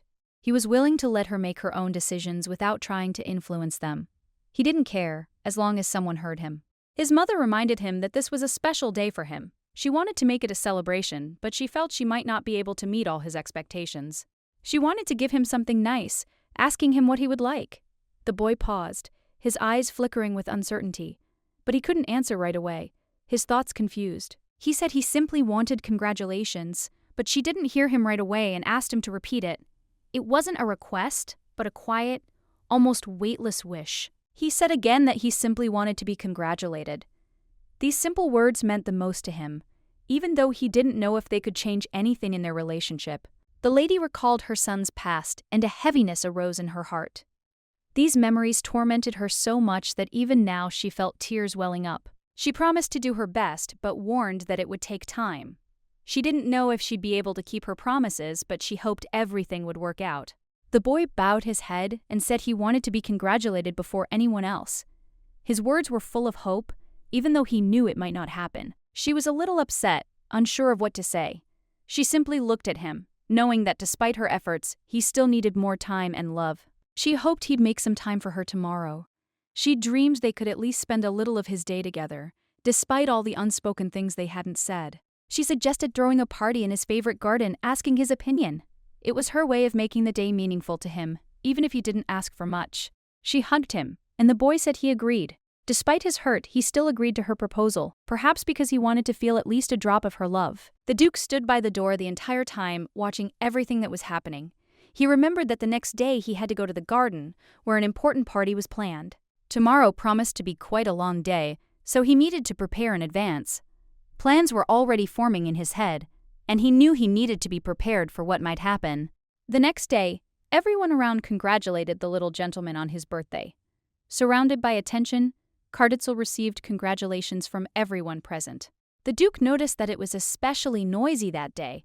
Everything around was filled with the sounds of celebration, and the atmosphere clearly indicated that they were gathering for an important occasion. He'd been working hard with his assistant the previous night, which had taken some of his energy. But now, the busy day was making him feel a tension that seemed unrelated to his work. He thought everyone here seemed a little crazy. The festive atmosphere was so vibrant and energetic that it was impossible not to notice how everyone was changing under its influence. As he approached, he came across a whole row of maids and servants, all dressed in festive and formal attire. All of this lent a sense of importance to the event. Carditzel's mother, Madame, said the suit suited her son very well. She looked at it with pride, hoping that this day would be special and memorable for him. She smiled and wished her son a happy birthday. Her words were full of tenderness, and she hoped that this day would be joyful and full of love for Carditzel. Carditzel was a little embarrassed, as he was being congratulated not only by his servants but also by other people he knew. There was a huge cake on the table, which also made him a little uneasy. The lady had a strange feeling, as if someone was watching them. This feeling of unease wouldn't leave her, and she couldn't understand what exactly was making her so worried. Looking around, she noticed that the Duke was also at the celebration. His presence surprised her, as she hadn't expected him to be among the guests. She thought she might step away for a moment. She needed to sort out this uneasy feeling and talk to the Duke to understand what was going on. Approaching the Duke, she asked why he had come. There was some surprise in her voice, as she hadn't expected him to be interested in what was happening.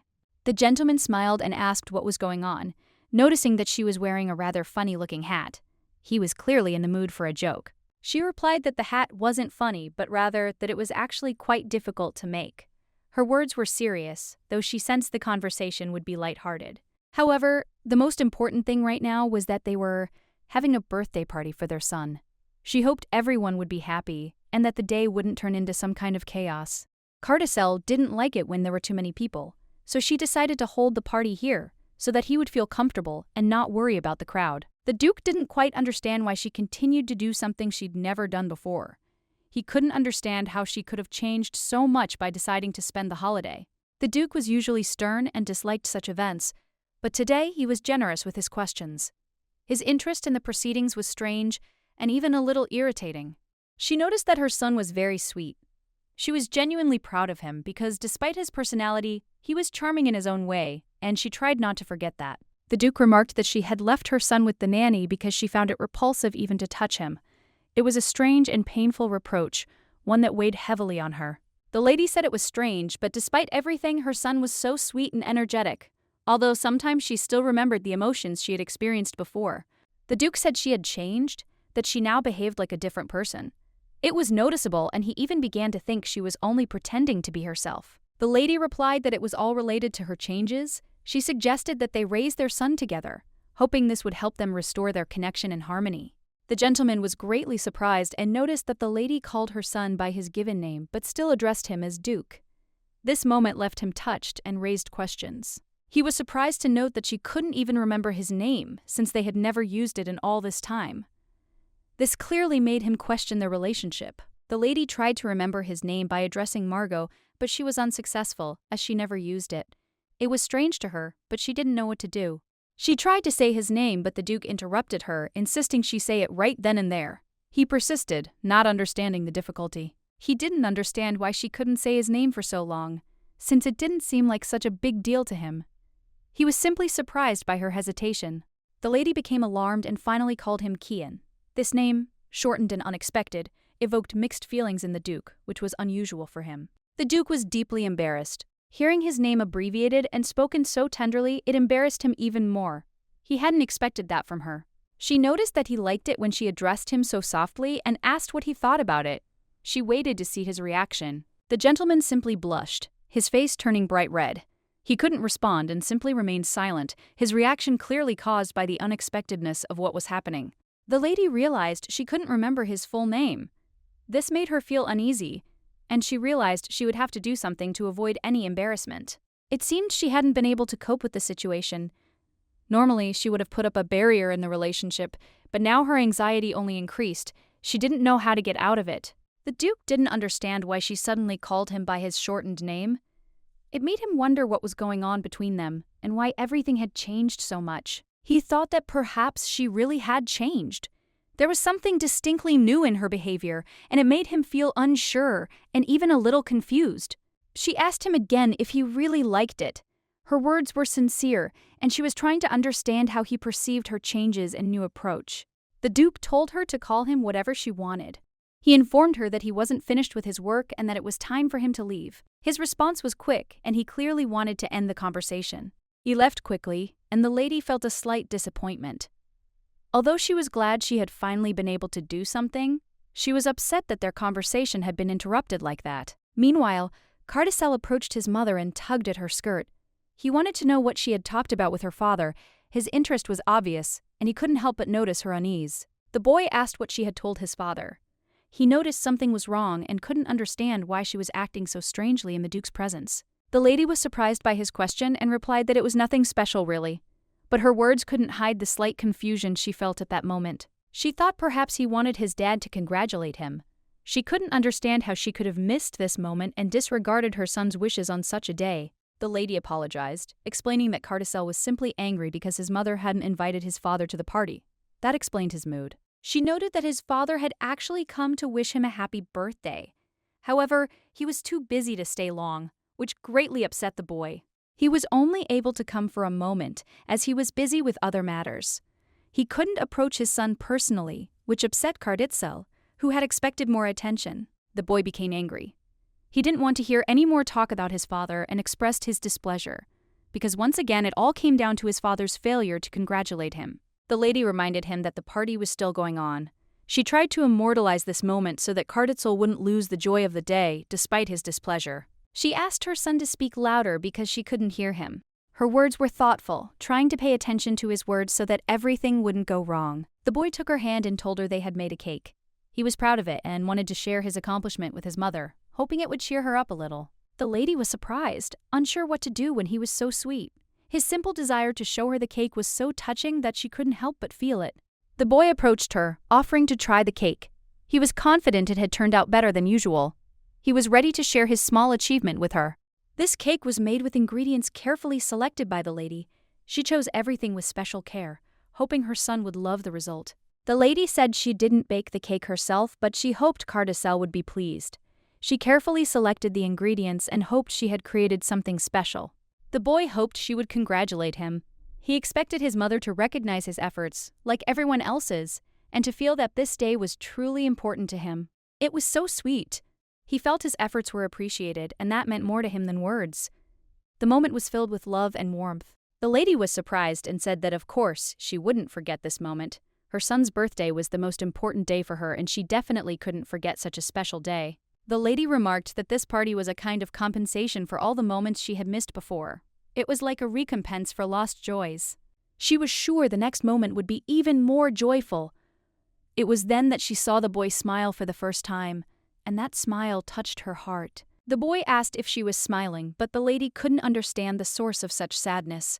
This feeling had suddenly overcome her, and she didn't know how to deal with it. Suddenly, she began to cry. Her chest tightened with emotion, and she found it difficult to breathe. She couldn't understand why she was feeling so much pain, because he had said he wanted her to look at him, even if it wasn't sincerely, but still. The boy was frightened and asked why she was crying. He sincerely hoped that she was okay and that her tears didn't mean anything bad or serious. Mother wiped away her tears and said everything was fine. She assured him there was no need to worry, though in truth she wasn't sure of her own feelings. She explained that these tears were tears of happiness. She herself didn't understand how long she would have to lie to her son, because in reality, she just wanted to ask for forgiveness. The boy remarked that they say sweets make you feel better. He offered her some cake with a smile, hoping it would lift her spirits and brighten her day. He said the cake was delicious and offered to let her try it. He was sure it would help her feel better and return to a more joyful state. When the lady tasted the cake, she smiled. It was a simple but sincere expression of gratitude, for the boy's gesture made her feel appreciated. The boy insisted she take another bite. He was sure it would make her feel even better, since the most important thing to him was his mother's well-being. The servants were delighted. They saw how beautifully everything was working out, and now it became clear to them why they had been given this life, to serve and be part of something important. The lady continued her travels, though she still felt a little strange. Perhaps this was due to the memories she couldn't shake, despite her happiness. Perhaps it was the memories that prevented her from truly enjoying the moments of happiness. She shouldn't have felt such heaviness, especially when everything seemed so good. A couple of days later, she was back in her office, working. She tried to concentrate, but thoughts of her son and the events that had just happened still clung to her. She finally finished her chores, and the maid thanked her for her efforts, noting how much she had put into the job. These words helped her feel a little better. The maid asked if the mistress was going to see her master. She expected that the mistress would have gone by now, since it was her promise she wanted to keep. However, the lady said she couldn't go now. The boy asked why she hadn't come, as he didn't associate with people who didn't keep their promises. She explained that she was very sorry, but an urgent matter had come up that she had to resolve quickly. She hoped he would understand and forgive her for this slight digression. The boy said that if everything was okay, there would be no excuses next time. He believed there should always be a place for him, and he was the most important thing. The lady said with a smile that, of course, no one was more important to her than him. She assured him that he would always come first, no matter what she was doing. The lady informed her superior that her master was busy again. It was a new day, and she tried to leave everything as it was, so as not to interfere with his work. She brought him tea and asked where to put it, but the gentleman suddenly told her to sit down. The assistant immediately left, leaving them alone for a brief conversation. Usually the master tells her to leave, so the mistress thought that today would be a special day when she would not have to leave his presence. The Duke noted that he was always busy with work and had virtually no time for rest. Nevertheless, he allowed his mistress to stay as he didn't mind her company. He said that now she could come to him whenever she wanted, and he would not drive her away, as he had before, which of course was a pleasant change. The lady thought that perhaps the Duke had finally decided to speak frankly with her, and she was delighted. She thanked him for such attention. The Duke noticed that she had previously called him by his given name, Kian. This was significant, as she had always addressed him by his title, avoiding his given name. The lady was a little surprised, but still admitted that, yes, she called him by his name again, and it became habitual for her at that moment, as if she always addressed him that way. The gentleman said he would probably be the first one to come to her now. This was an acknowledgement of the importance of their relationship, and he noticed that it had become easier and more relaxed to be around him. The lady understood that she loved both of them, but she couldn't quite figure out how to be with two men at the same time. This caused her internal struggle and confusion. The maid remarked that if that were the case, she had a solution to the situation. She was confident she could find a way to help her mistress cope with her conflicting feelings. The lady was delighted to hear that the maid had found a solution and immediately asked what kind of solution she was talking about because it was important to her. The Duke continued to work, immersed in his papers, undisturbed by conversation. He was completely occupied, but he understood that his mistress and maid were discussing important matters. The lady and her son were in the room with the Duke. It was a moment when they were together, and everything seemed perfect, but inside the lady, there was still a sense of unease. In theory, everything was perfect, but she couldn't figure out what could go wrong. It seemed like everything should be perfect, but something kept bothering her. The maid approached her mistress and said that if she wanted to get closer to the young Duke, she had an idea. It was important, and she could help her mistress in her situation. The maid suggested they all meet together, assuring them they would both enjoy it. It was an idea that could help ease tension and improve their relationship. The lady felt strange in the dining room. She had painful memories there that were now preventing her from perceiving what was happening normally. The maid suggested they simply go and have tea. She had been visiting the Duke frequently lately, and she could invite the young master to join them. The lady agreed because she always felt awkward when she was alone. But with her son, she was sure everything would be fun and the atmosphere would be much more comfortable. The lady felt she could no longer remain silent. Her inner turmoil prevented her from further concealing her feelings and thoughts. She wanted to be frank. She turned to the boy, trying to get his attention. She hoped that at least he would understand her state and help her cope with her emotions. The boy looked at her and realized she needed something. He was attentive to her mood and tried to understand what she wanted to say or how he could help her. The Duke also turned to her and asked if she needed anything. He was ready to help, but he didn't know what exactly the lady expected of him at that moment. The lady replied that she didn't need anything. She didn't want to say anything unnecessary and decided that for now this was the best solution to avoid unnecessary conversations. The Duke said her name again, Kian. The lady began to think he genuinely liked being called that. The attention clearly didn't leave her indifferent. The lady sighed heavily, realizing it was true. But her thoughts were interrupted by her son, who had just approached, and she felt that her attention should now be solely on him. The boy looked at her, waiting for her to say something. He was always sensitive and attentive, so he knew perfectly well that the lady wanted to discuss something with him. However, the lady felt something strange in the air, as if a dark aura were thickening around her. She decided it would be better to focus on the conversation with her son and ignore everything else. The lady reminded him that they would be going to a birthday party in a few days. She was sure the boy remembered this important event and that everything was prepared. The boy said that only he and his mother would go to the party. It was his little dream, and he was happy that they would spend the day alone, without any extra people. These words immediately irritated the Duke, who immediately turned away. His productivity was completely disrupted, and he felt devoid of focus and energy. The lady asked if he could promise her anything before their trip. She was in no hurry, but she knew there were important things that needed to be discussed before the trip itself. The boy asked what exactly she wanted. He put the book aside, ready to listen and fulfill any request, always remaining open to her wishes. Carticel, though young, still understood that he was unlikely to harm Radius now. But he still wanted to see him and talk to avoid misunderstandings. The lady noted that it was the boy's birthday and he would be interested in meeting someone his own age. She wanted him not to feel lonely on this day. The boy asked if the lady really thought this was necessary. He was trying to understand how important it was for her to have him interact with the other children at the party. The lady noted that he had likely forgotten an important lesson she had taught him, that he shouldn't avoid interacting with people, even if he doesn't like them. The boy confidently said he remembered everything his mother taught him. He knew she'd said it was important not to ignore people just because you don't like them. The lady praised him, saying he was a smart boy. She was glad that the boy understood her words and was ready to apply them in life. This meant a lot to her. The woman also added that she wanted the boy to make friends and have fun with them. She dreamed of him being happy and enjoying social interactions. She asked him to promise to try. She knew that if he promised, he would keep it, and this gave her confidence for the future. The boy agreed, promising his mother he would try his best. He always wanted to make her proud and was willing to fulfill her requests, despite his youth. He said he didn't even need to say it because he knew his mother was always right. He trusted her and wanted her to be happy with his actions. The lady was increasingly amazed at how her boy could be so obedient. He always listened attentively to her words, and this was her greatest joy. Suddenly she noticed the papers beginning to scatter, and her gaze involuntarily shifted to the Duke. He was still sitting, oblivious to what was happening in the room. The lady asked the boy to wait on the sofa while she got up and approached the Duke. She felt she had to do something to help him sort out his affairs. The Duke had been overloaded with work lately, and her attention to his problems was important. Perhaps his irritation stemmed from his inability to concentrate due to fatigue.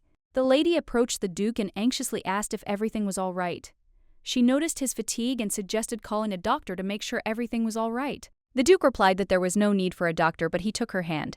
He asked seriously if their son was really as good as she thought. His gaze was sincere. The lady replied that this was, of course, true. After all, the boy was their son, and this confirmed her words. She was proud of him, and her confidence left no doubt. The Duke glanced at his son and fell silent for a moment. He was pleased, but his gaze suggested that everything concerning family was important and significant to him. The boy smiled and happily declared that he was indeed good. He laughed, his emotions were genuine, and at that moment his joy was noticeable to everyone. The gentleman agreed, adding that the boy was even pleased with the slightest signs of care. He was very sweet, and this childish spontaneity played into his hands. The lady also smiled, looking at the two of them. Her joy was genuine, for they had both been the most important part of her life, especially since her reincarnation. The Duke and his son looked at her curiously. They couldn't understand why she was suddenly smiling like that, and they began asking questions, trying to figure out what was causing her joy. The lady realized that if they continued to puzzle her out, they would soon ridicule her. She decided to keep her smile a secret, thinking it was just a passing mood. She explained that she was smiling simply because she was happy. It was a simple but sincere explanation, and she didn't want to complicate the situation. The lady suggested a short break and some tea. The Duke agreed, understanding that it would help him relax and spend some time in a quiet environment. The boy, however, sat in the corner and looked at his father with displeasure. He wasn't entirely pleased with what was happening and didn't seem to share the adult's mood at the moment. The maid, noticing what was happening, wished the young master and mistress good luck on their journey. She was ready to help, but she understood that they were about to embark on an important journey. Carticel tugged at his mother's skirt and said his ribbon had come undone. It was unexpected, and he felt a little awkward himself, but he still needed help. The lady was surprised, but thought he simply didn't know how to tie ribbons yet. She knew the time would come when he would learn, but right now her help was needed. The boy said nothing more, and his mother remarked that it was no big deal. She offered to help him, as it was important to her that he felt confident. The lady helped him with the ribbon, and just then the Duke approached them. He asked if they were ready to leave. His voice was calm, but there was a sense of urgency in it. The lady was startled when she suddenly saw him behind her.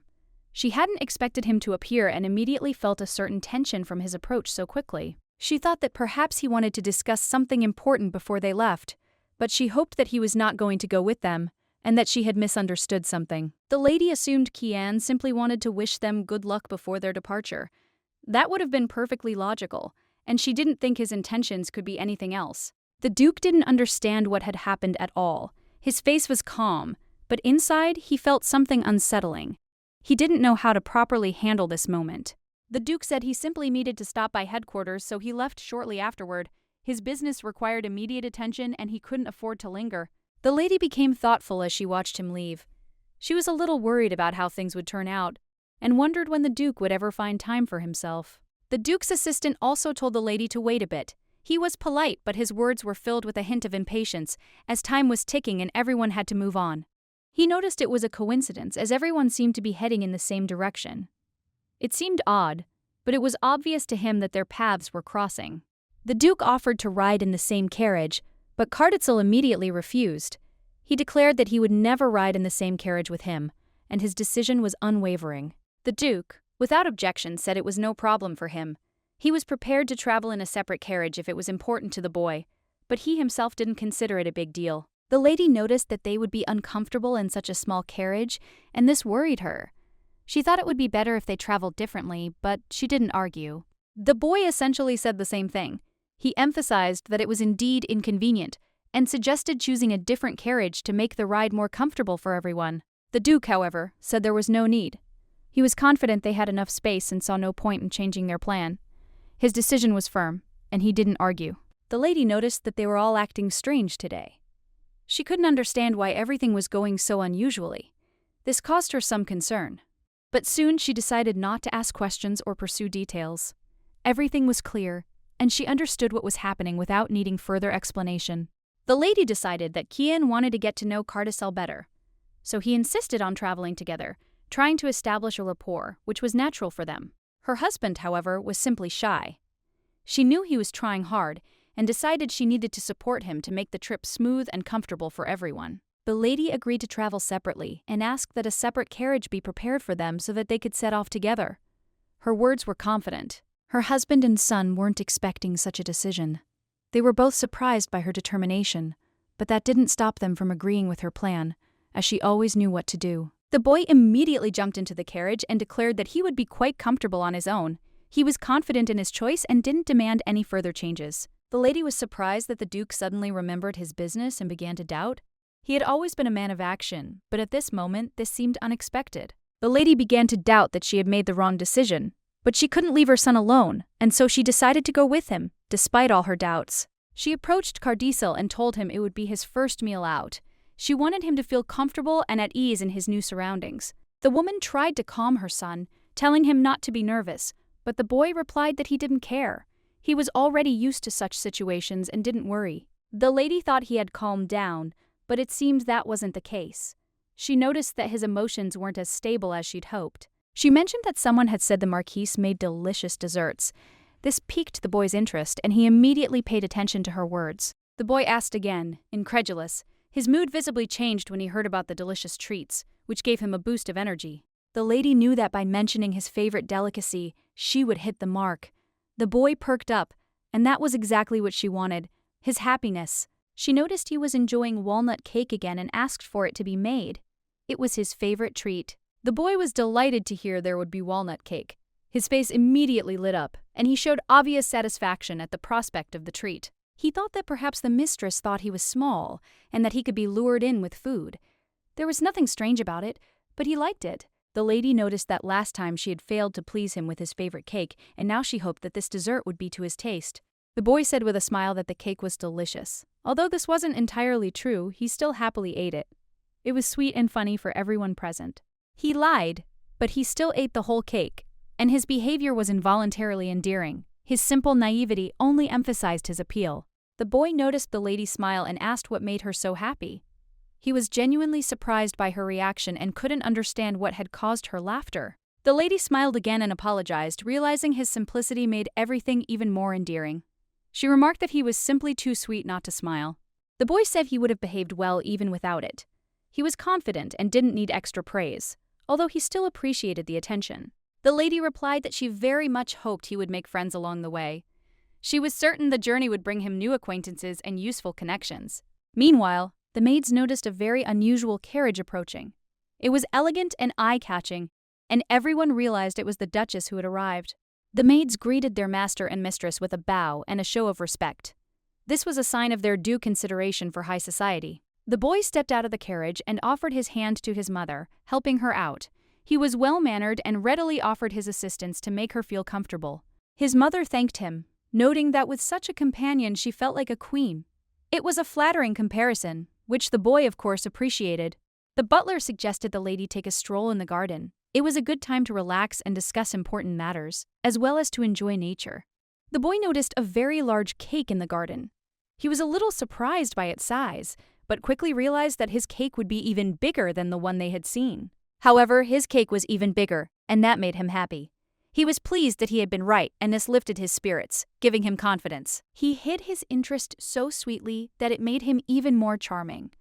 His attempts to conceal his emotions only heightened the impression. The Marchioness met the Duchess in the garden, greeting her with respect and joy.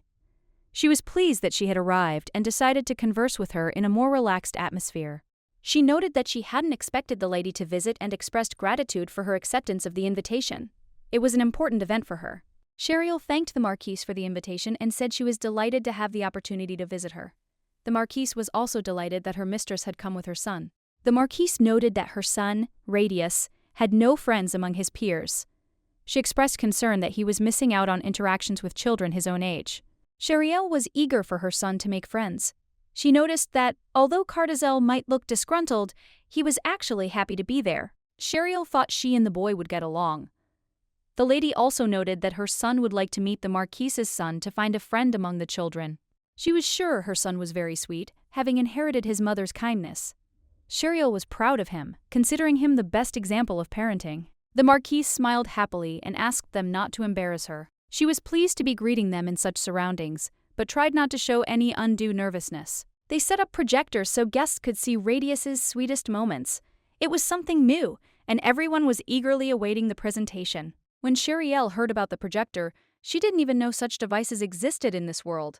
It was a new experience for her, and she awaited it with interest. She was eagerly awaiting the opportunity to use the camera. She wanted to capture the sweetest moments on her son's face, capturing everything. Cheryl said she wanted to know where she could purchase such a projector. She was interested in the possibility of capturing these moments for years to come. The Marquise replied that there was a light next to the lady that was used for just such things. This allowed Cheryl to better understand what was being discussed. Cheryl was startled and said she wouldn't film when she noticed a light. This light turned out to be special, and she decided she wouldn't interfere with the process. She quickly realized what this meant. She was about to imprint every single face of her son on her memory. It was connected to a new technology, and she was a little taken aback. The Marchioness expressed regret that this was so, but confirmed that Radius was indeed very sweet. The party was intended for children, and they were the main characters of the event. She invited Sheriel to join the event, noting that mothers often sat separately, enjoying the company. It was an offer worth accepting. The boy asked his mother if she would go. He was a little worried because he didn't know what to expect from the evening and wanted his mother to stay close. Sheriel reassured her son, telling him not to worry. She asked him to promise to behave, as their separation would only be for a short time, and she needed to trust him. The butler asked where he should take the master's belongings. He was ready to do his job and continue providing comfort to his masters without asking unnecessary questions. The Marquise assumed Sheriel was worried about her son. She understood that this was the mother's first experience meeting her children at such gatherings, and that she was nervous. Sheriel confirmed this, adding that this was her son's first experience interacting with his peers. He had never been to such events before, and everything was new to him. Sheriel didn't often attend such events. It was new to her, and she wasn't entirely sure how to behave in such company, but she decided to trust the situation. Marquise noted that Sheriel would be attending these meetings more often in the future. It's a great opportunity to talk about the children and their development. The Duchess was delighted to be able to participate. The Marchioness immediately told her where the ladies' table was so she could relax and enjoy the event. She announced that Duchess Loperem had arrived and asked everyone to greet her. The entire hall was soon filled with gracious greetings and respect. The lady noted that she had only heard of Sheriel but had never met her in person. Now she had the opportunity to get to know her better. The Marchioness invited the Duchess to sample the desserts, particularly the cookies their chef had prepared for the evening. She was sure the guests would love them. Sheriel thanked them for the offer and said the cookies were indeed delicious. It wasn't her first time tasting them, but she was still pleased. The Marchioness promised to ask her to make more cookies the next time the Duchess visited. Sheriel thanked her and said she would invite her to her son's birthday. The woman continued to watch the Duchess closely as she conversed with the Marchioness. Her gaze was attentive and curious, but she tried not to be intrusive. She said that since she was here, she'd like to ask a question. It was a request she couldn't resist, and she wanted to learn something important for herself. The lady started the conversation by mentioning that she'd recently gotten a dog. Sheriel wasn't quite sure why she'd mentioned it and didn't know what to make of it. She added that owning dogs isn't cheap. She raised an important question, which Sheriel found a little odd, but which intrigued her nonetheless. The lady inquired about what to do with dogs that disobey their owners.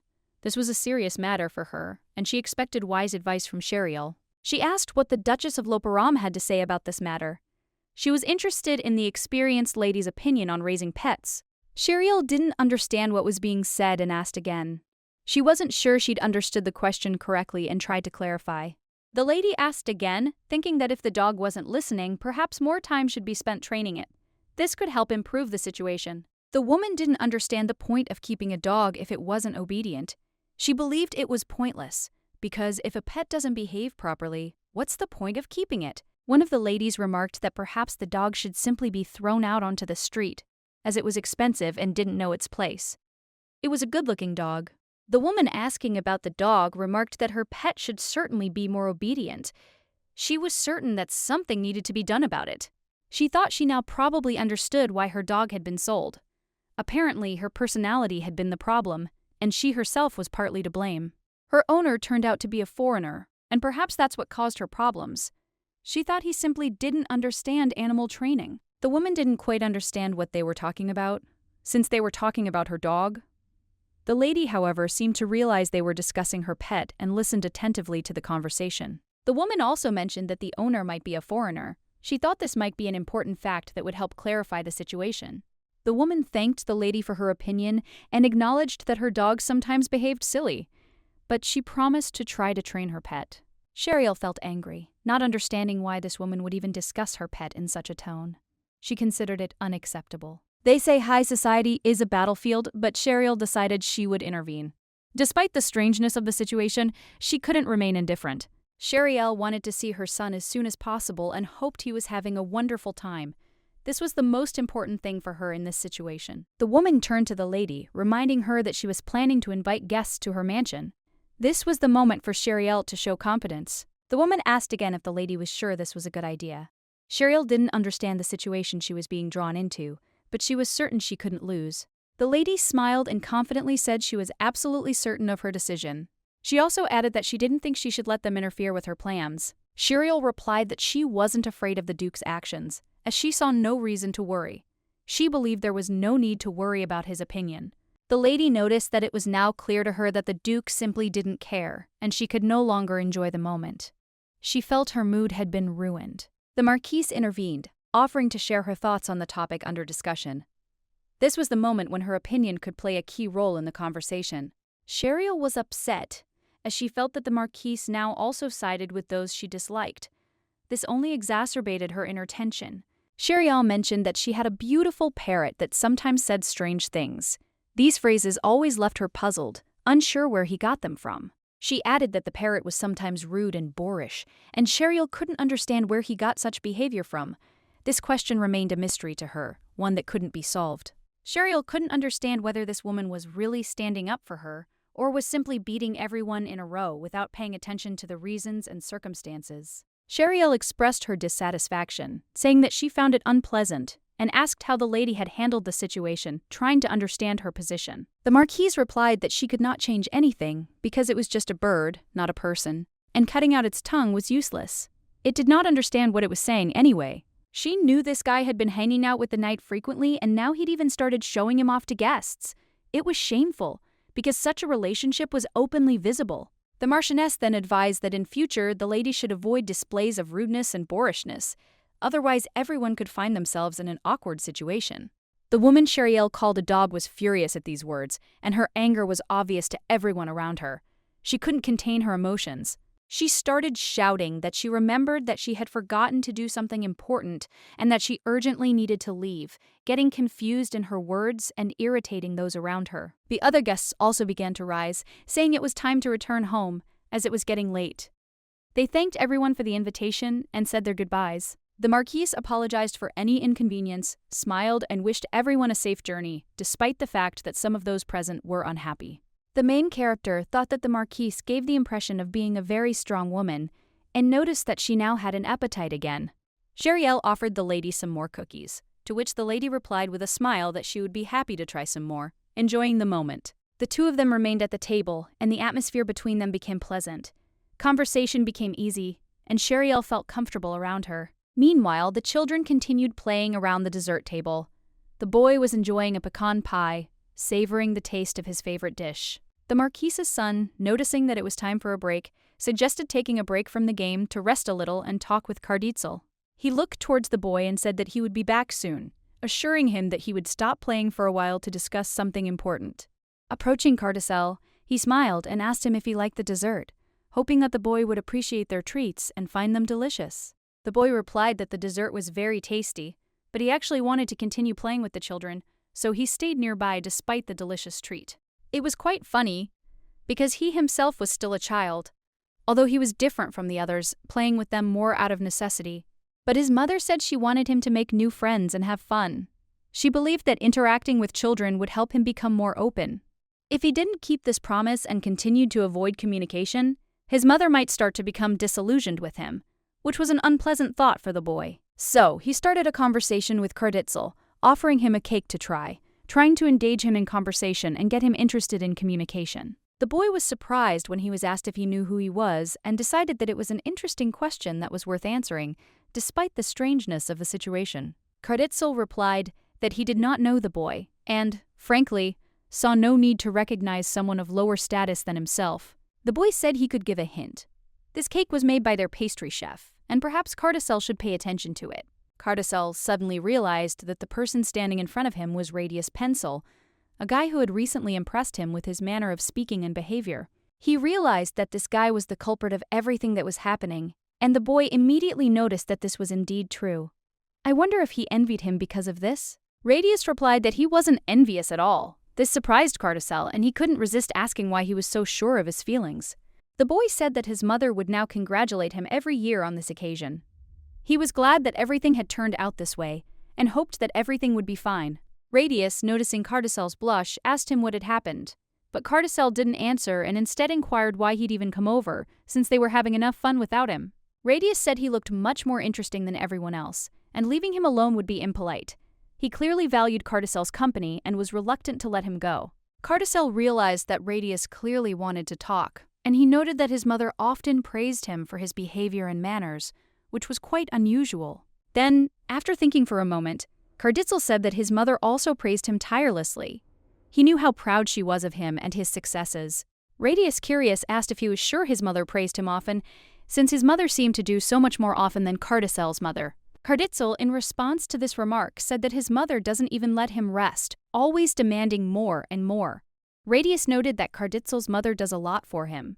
Carticel didn't dwell on these thoughts. He wasn't worried, because he knew his mother was the most important person to him and unmatched by anyone. He didn't worry too much about other kids praising him because his mom, unlike others, actually knew how to support him. At that moment, a chubby boy approached them and remarked that he thought that Radius Penzel had abandoned them to discuss something important, and was not just playing with a child. Radius noted with a smile that he probably should have gathered a company for the game and not come to them unnecessarily, since it was his responsibility. The chubby boy began shouting that the Radius knew nothing, saying that the boy was a savage with the blood of a thief. His words were clearly aggressive. He also added that his mother said that if he even went near the boy, he would be cursed for life. This caused confusion among everyone. Carticel, unable to contain himself, burst out laughing and asked if he could answer for his words, since such accusations could not go unanswered. The boy confidently replied that of course he could, and seemed to think Carticel would be scared. He even tried to make his face look more serious. One of Father's assistants, noticing the situation, intervened, stating that Carticel was a member of one of the most noble families of the Empire, and he needed to learn to have manners. He said that when Carticel grew up, he wouldn't even dare raise his head in the presence of these people. This was due to his status being so high. Carticel, however, understood that this was just empty talk. He had no intention of taking these threats seriously and considered such words unworthy of attention. Carticel also noted that he was well aware of these rumors and perhaps the guy was simply not smart enough to control his words in the presence of the future Duke. The boy, hearing this, became very frightened and, blushing, asked what Carticel was really talking about, hoping that he was not taking his threats seriously. Radius asked what Carticel intended to do. Carticel calmly replied that he shouldn't have mentioned his father's title as he had no intention of doing anything. Radius, confused as to why Carticel had responded so calmly, asked if he considered it shameful. He'd expected the boy to react differently. The boy said he'd promised his mother he'd get along with the kids, so he intended to avoid conflict. Radius, however, said he'd also like to add something. Radius emphasized that his mother told him he shouldn't bully his friends over rumors. It was a very bad thing to do, and he didn't want to do it. At that moment, the same woman with her friends who had previously talked about the dog ran up to them and called Varun, inviting him to leave with them. She shouted loudly that they had to leave there immediately and did not want to stay and watch the situation continue to develop. The boy was a little surprised, but quickly ran to his mother, clearly not wanting to stay in such strange surroundings and feeling that he did not belong there. Carticel noted that he was told to befriend this boy because they were the same age, but adults often forget that children think and play in their own way. He added that adults should not behave like these people because they do not follow their own rules, and children are always more sincere and honest in their actions. The Marquise noticed that interacting with her son always made her lose track of time. At such moments, time seemed to simply disappear, and she didn't notice the hours passing. Sheriel agreed with her words, adding that she also feels like time flies when she is with her son, and these moments are always important to her. The Marchioness, amazed, remarked that she hadn't even imagined she and her mistress were so similar in this regard. Many say her love for children is excessive, but she doesn't consider it a bad thing. The Marquise agreed, then turned to Sheriel, asking how she usually spent her time with Carticel, what helped her feel calm and happy. The lady began to answer, but suddenly felt a dizziness that pierced her consciousness, and for a moment she lost the thread of the conversation, trying to collect her thoughts. A memory from her childhood flashed through her mind, when her father always shouted that she should strive more for high society because looks were all she had. Back then, as a child, she couldn't understand why her appearance was what her father put first, but she felt that there was a certain bitterness and powerlessness in it. Suddenly the memory disappeared and Sheriel felt a strong sense of unease, as if it were not real but merely a fantasy that had caused the painful sensations. The Marquise, noticing that the lady was not looking well, approached her, asking with concern if everything was all right, ready to offer her help if needed. The lady replied that everything was fine and assured that her anxiety was only related to thoughts about her son, and that it was not at all connected with her health or other problems. The Marquise, noticing how much Cheriel was worried about Carticel, suggested that they could go together and check if everything was okay with him if she was so worried. The lady thanked her for the offer and agreed to go. She felt relieved by such attention and understanding that her concern had not gone unnoticed. Soon they went out with the Marquise and the maids, and the lady thought of her son, confident that Carticel could not offend anyone, and most likely everything would be fine. The lady had confidence in her son. She knew his character and believed that he could not be to blame for the conflict, although she had heard rumors about how he could behave. Despite this, she recalled the novel she had read about similar situations and thought that in her case, Carticel would most likely also show an aptitude for peaceful solutions. When they arrived, the lady immediately noticed that the maids were somehow uncomfortably disposed, and their behavior seemed strange, as if they were afraid of something or were hiding something. The maids were frightened when they noticed their mistress approaching, and one of them decided to explain what had happened, quickly telling about the misunderstanding between Carticel and Mr. Cherty. The maid said that a misunderstanding had arisen between Mr. Loper and Mr. Cherty, which had led to Carticel crying, which had greatly disturbed everyone present. The lady was shocked to hear this. She couldn't believe her son had cried, and the news hit her like a blow, leaving her feeling helpless and confused. Understanding came with a delay. She realized that she had been wrong in perceiving her son as an adult capable of handling situations, but he was still just a child. The lady glanced at the woman standing next to her son and instantly recognized her. It was the same woman who had teased her dog and repeatedly said nasty things about Carticel.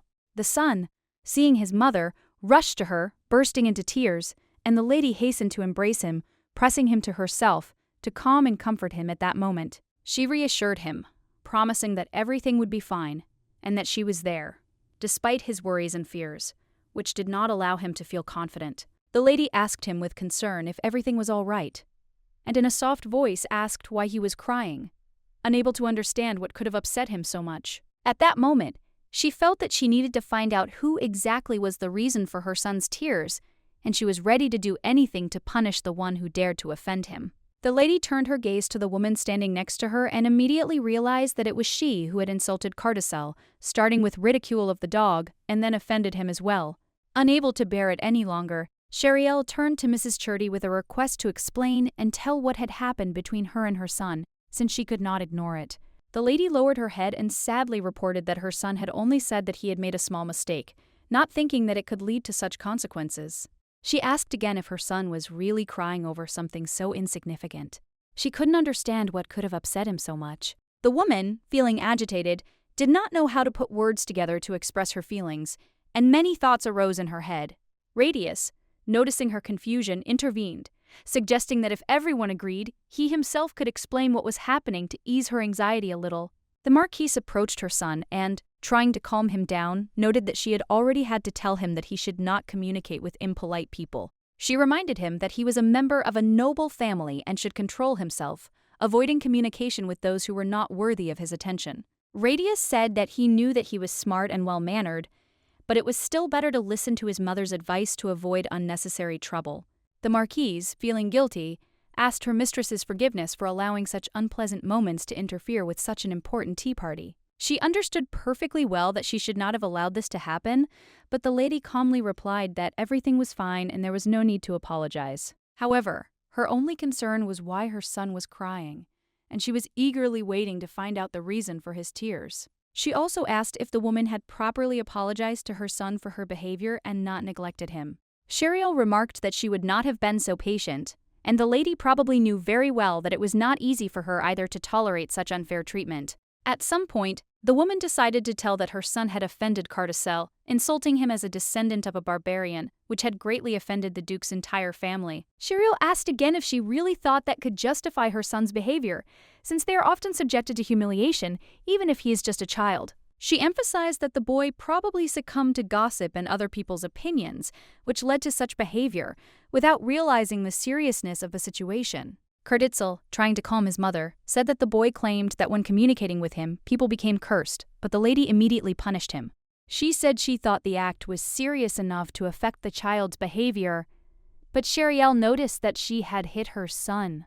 The woman was a little embarrassed, not knowing how to respond, because she did not expect that her actions would have such consequences. The lady noticed that she had hit her son, and this indicated a lack of conscience, especially since she had to apologize to him. The lady made a remark that now she should ask her son for forgiveness, and she should make sure for herself that he received the punishment he deserved. Shiriel, leaning toward her son, her voice tinged with irritation, asked him to apologize quickly, as he seemed to not understand the importance of his actions. The boy, however, protested, refusing to apologize, and the woman swung at him again, shouting that he had apparently misunderstood her intentions. At this point, Miss Cheriel intervened, calmly and confidently stating that she had to intervene or things could end badly for everyone. The woman stopped, but still shouted at her son not to hold a grudge and to prepare to apologize. Cheriel insisted that he had to apologize right now, otherwise the situation would not be resolved and all the consequences would fall on his shoulders. The boy, with tears in his eyes, admitted that he did not mean to offend anyone and sincerely asked for forgiveness, realizing his mistake.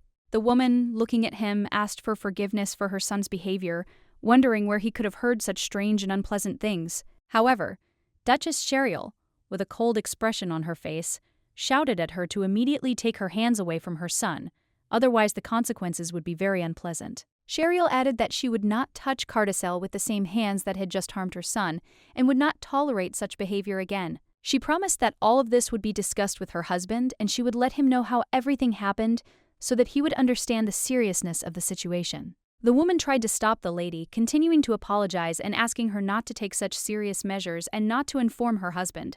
The boy continued to cry, and the woman's heart sank with pain, realizing how hard it was for him to go through what was happening. She couldn't understand why this woman was treating him so cruelly, since he was completely innocent of the current situation. She felt that the boy did not deserve such treatment, and firmly told the lady that children are not toys, but living people with feelings and rights. Therefore, Duchess Cheriel, trying to restore justice, said that there can be no forgiveness for such behavior, and this must be understood. She announced that they were getting ready to leave, and, picking up her son, she headed toward the carriage. There was a hint of weariness in her eyes, but despite this, she continued walking. Upon returning home, the first thing she did was go to her husband, feeling the need to discuss what had happened. He needed to hear everything that had happened to her. This insult was far more than a personal offense. She understood that this humiliation affected not only her, but their entire family. It was too much for her. She returned holding her son in her arms. She told him that she apologized for leaving so abruptly. She hadn't meant for it all to happen this way. The boy calmly replied that he didn't see anything wrong with it. He'd played with the children and eaten, and none of this bothered him. He said he'd behaved well, never hurt anyone, and kept all the promises he'd made.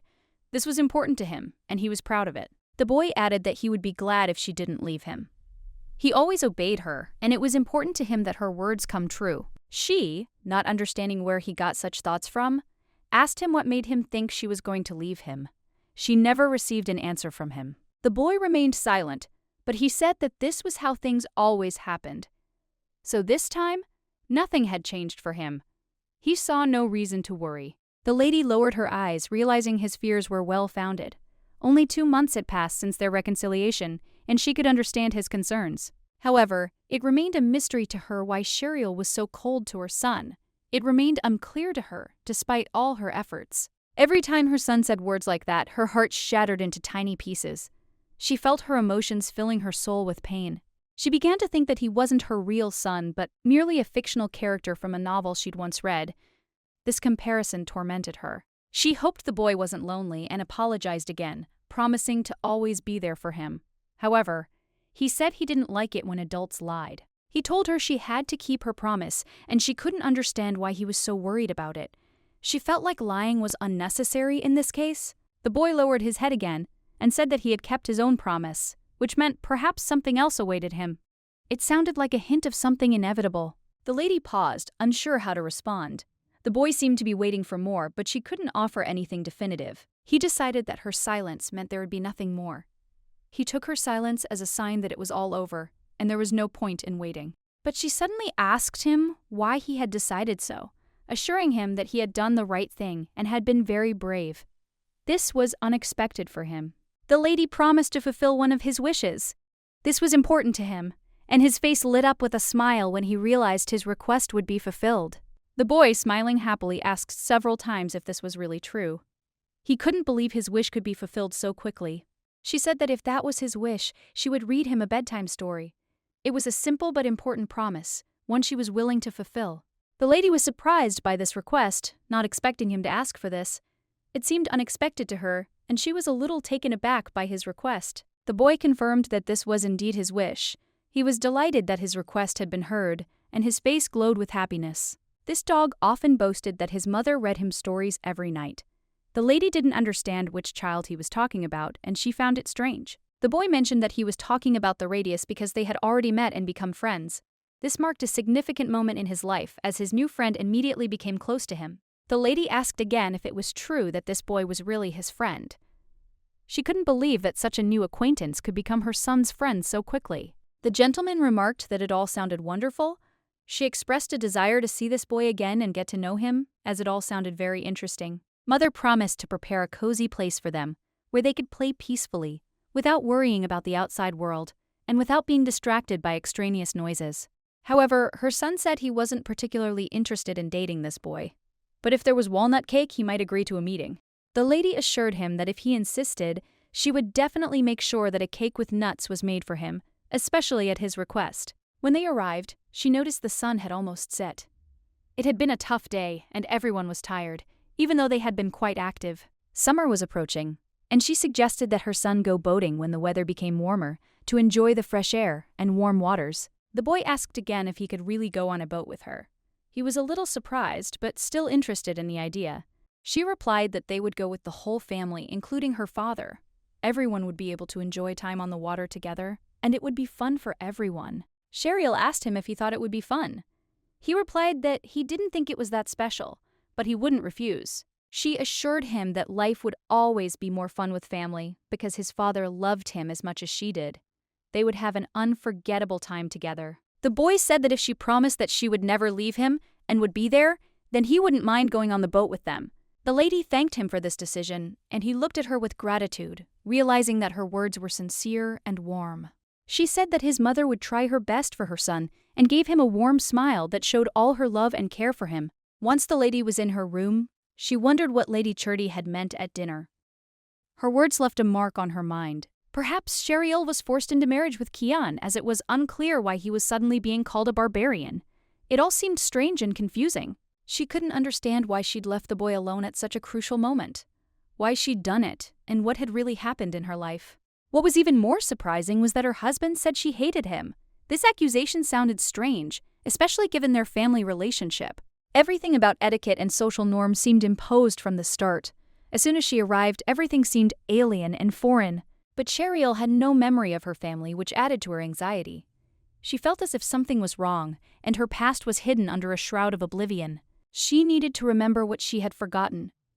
So she turned to the maid, hoping for her help in uncovering secrets and restoring what had been lost. The maid immediately asked if her mistress had called her.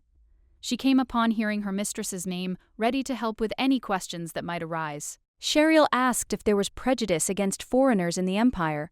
It was an important question for her, as she felt the burden of it herself. The maid dropped the dishes, so startled by the question that her reaction was instantaneous.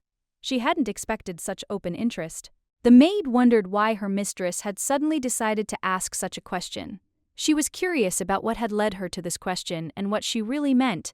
She apologized to the lady if she had offended her in any way, but the lady reassured her, saying that everything was fine and that Margot shouldn't worry. It's just that something unpleasant happened at the meeting with the Marquise. The Countess's son said that Carditzel had savage blood in his blood. He claimed that if his children approached Carditzel, they would be cursed by his presence, that he was ill-mannered and not worth paying attention to.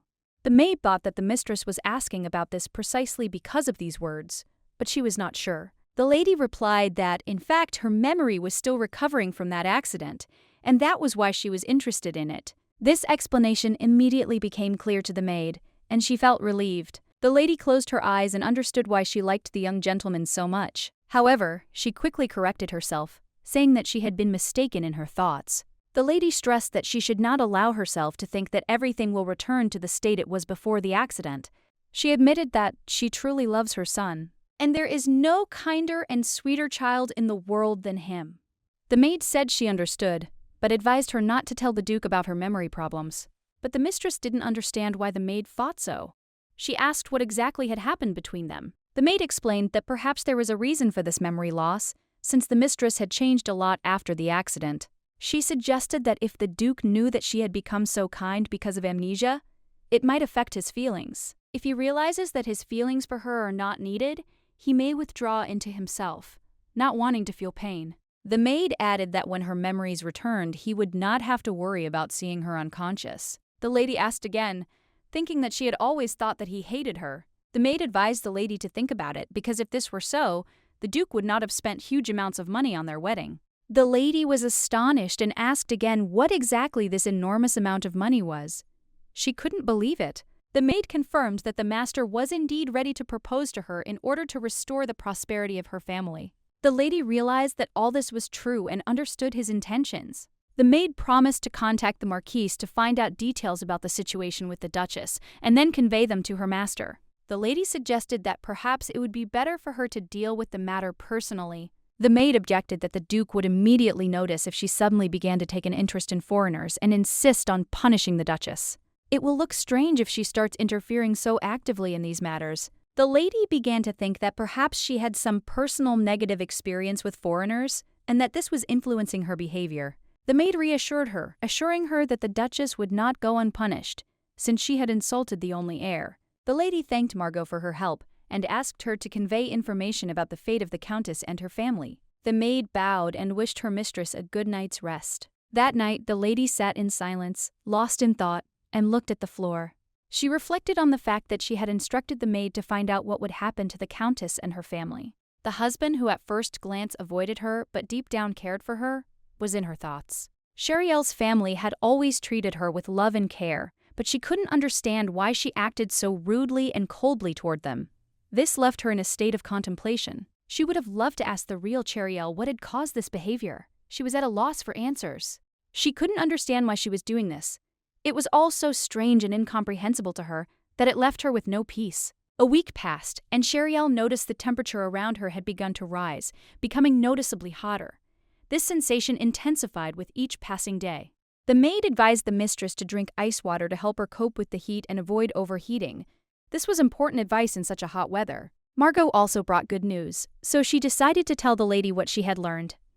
The news was quite important and unexpected. Cheriel was surprised and asked the maid what exactly she wanted to tell her.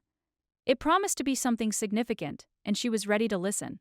The maid reminded her that her mistress had previously asked for news of what would happen to the devil she had inquired about. This gave Cheriel pause. It soon became clear that she was no longer a countess, and her family would no longer be able to attend important meetings. Everything was changing, and this worried Cheriel. The mistress was shocked.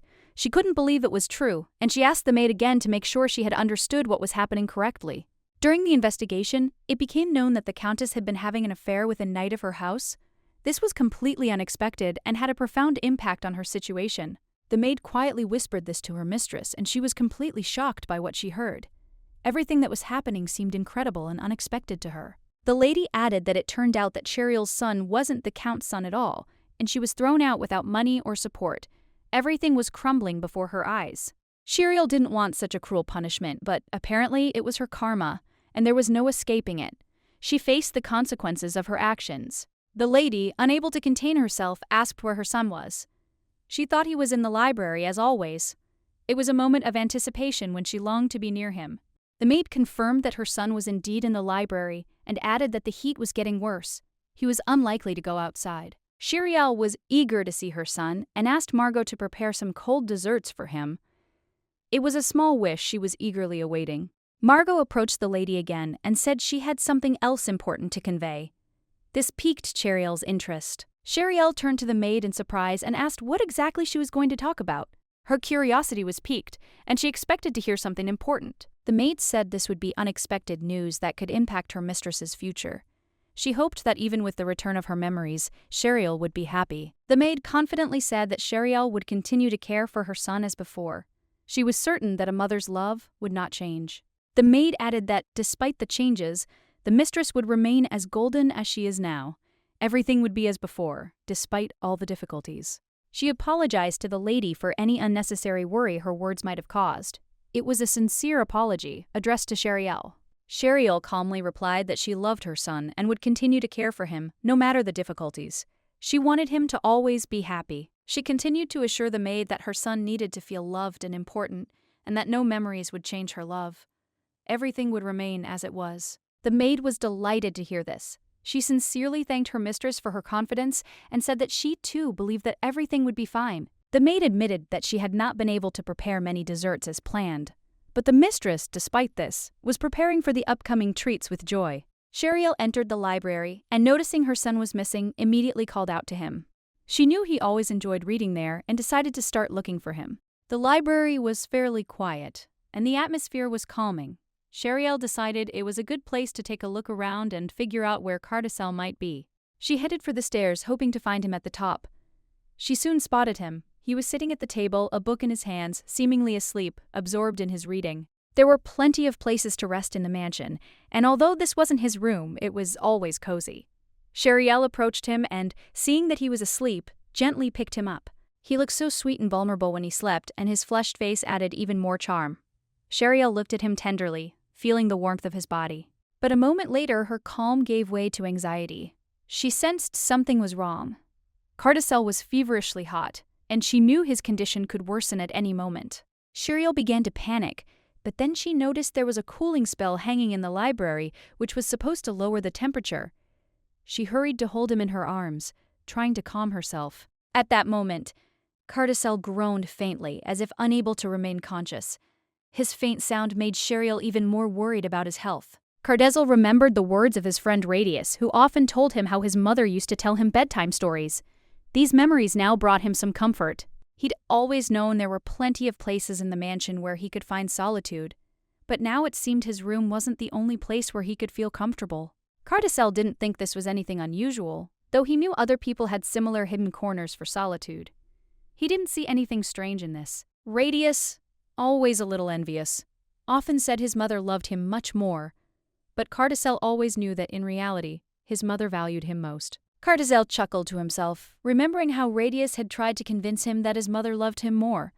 However, he knew that in his case, his mother's love was unconditional and required no proof. Radius once asked him if he had been cared for when he was sick. Cardicel recalled how his mother was always there, holding his hand and comforting him in the most difficult moments. Whenever Cardicel felt ill, his mother was always there, never leaving his side. She held his hand, comforted him, and supported him no matter his condition. These moments remained in Cardicel's memory, and he promised himself that one day he would be able to return everything his mother had done for him with the same care and love. Cardicel had never been sick before, and he was always proud of it. He believed it was because he was a good son who didn't make his mother worry. He was sure his health was the result of his good behavior.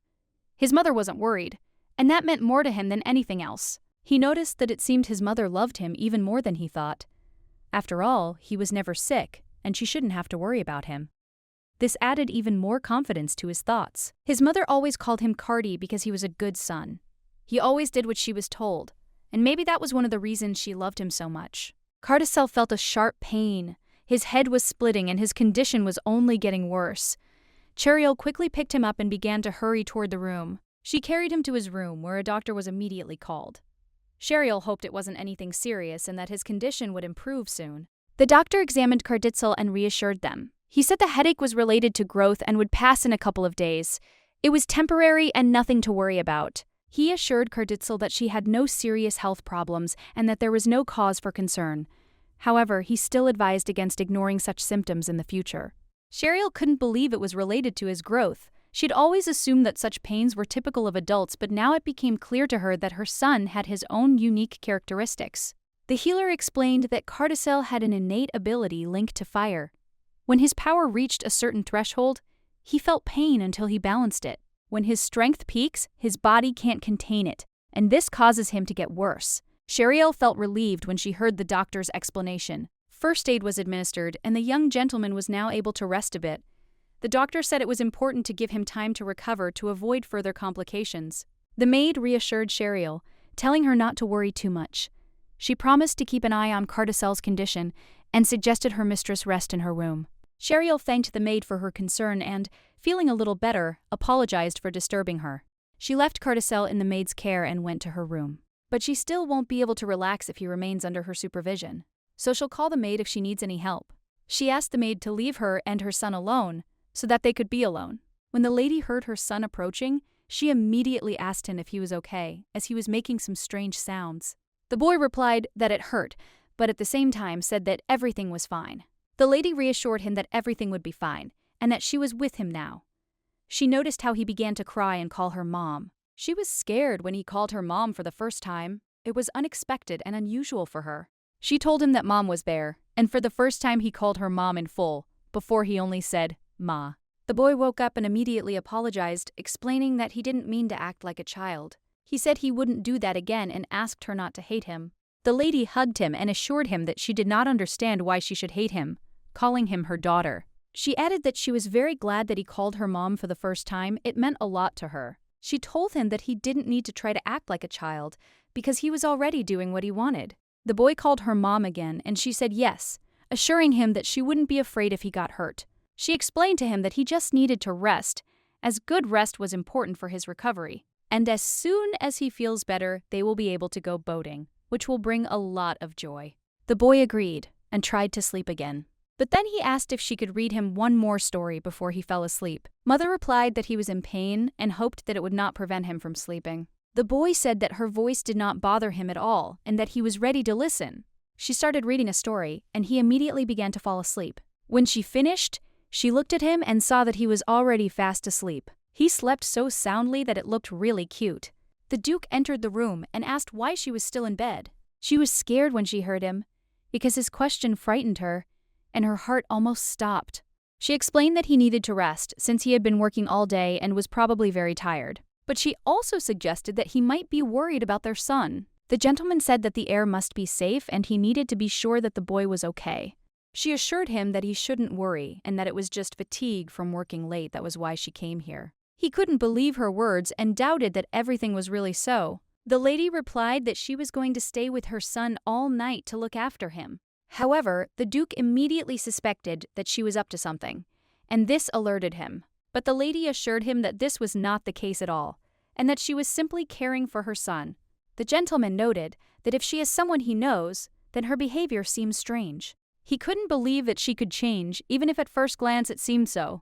But he was sure that people don't change so easily, and so he didn't get up, not understanding where she got such thoughts from. The gentleman claimed that the whole situation arose because Cheryl hated both him and his son, although the reason was much deeper than he thought. Cheryl replied that perhaps that was once the case, but now she loved them.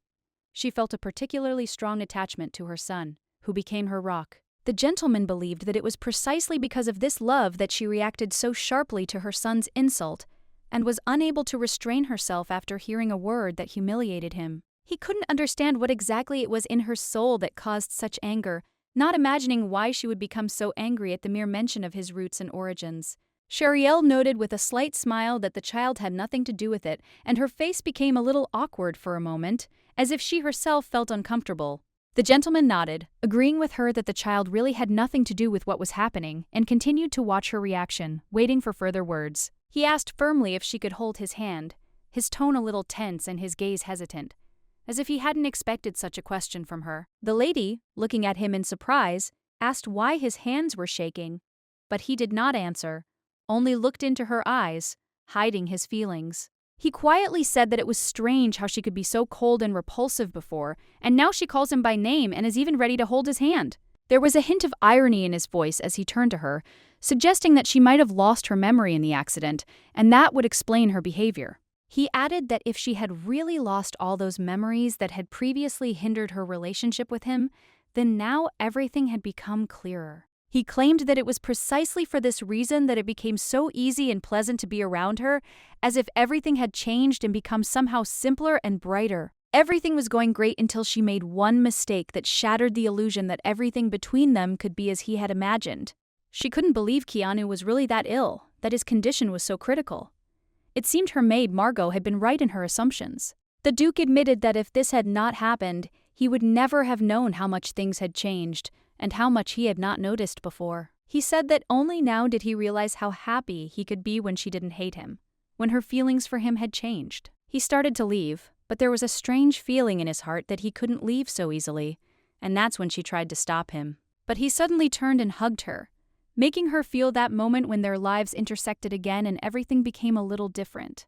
Cheryl was shocked by his actions, but he told her that he fell in love with her smile, which was bright as the sun, and could never forget it. The sound of her whispers, her soft voice, everything that was connected with her, he felt as if it had become a part of him, and now he was attached to her forever.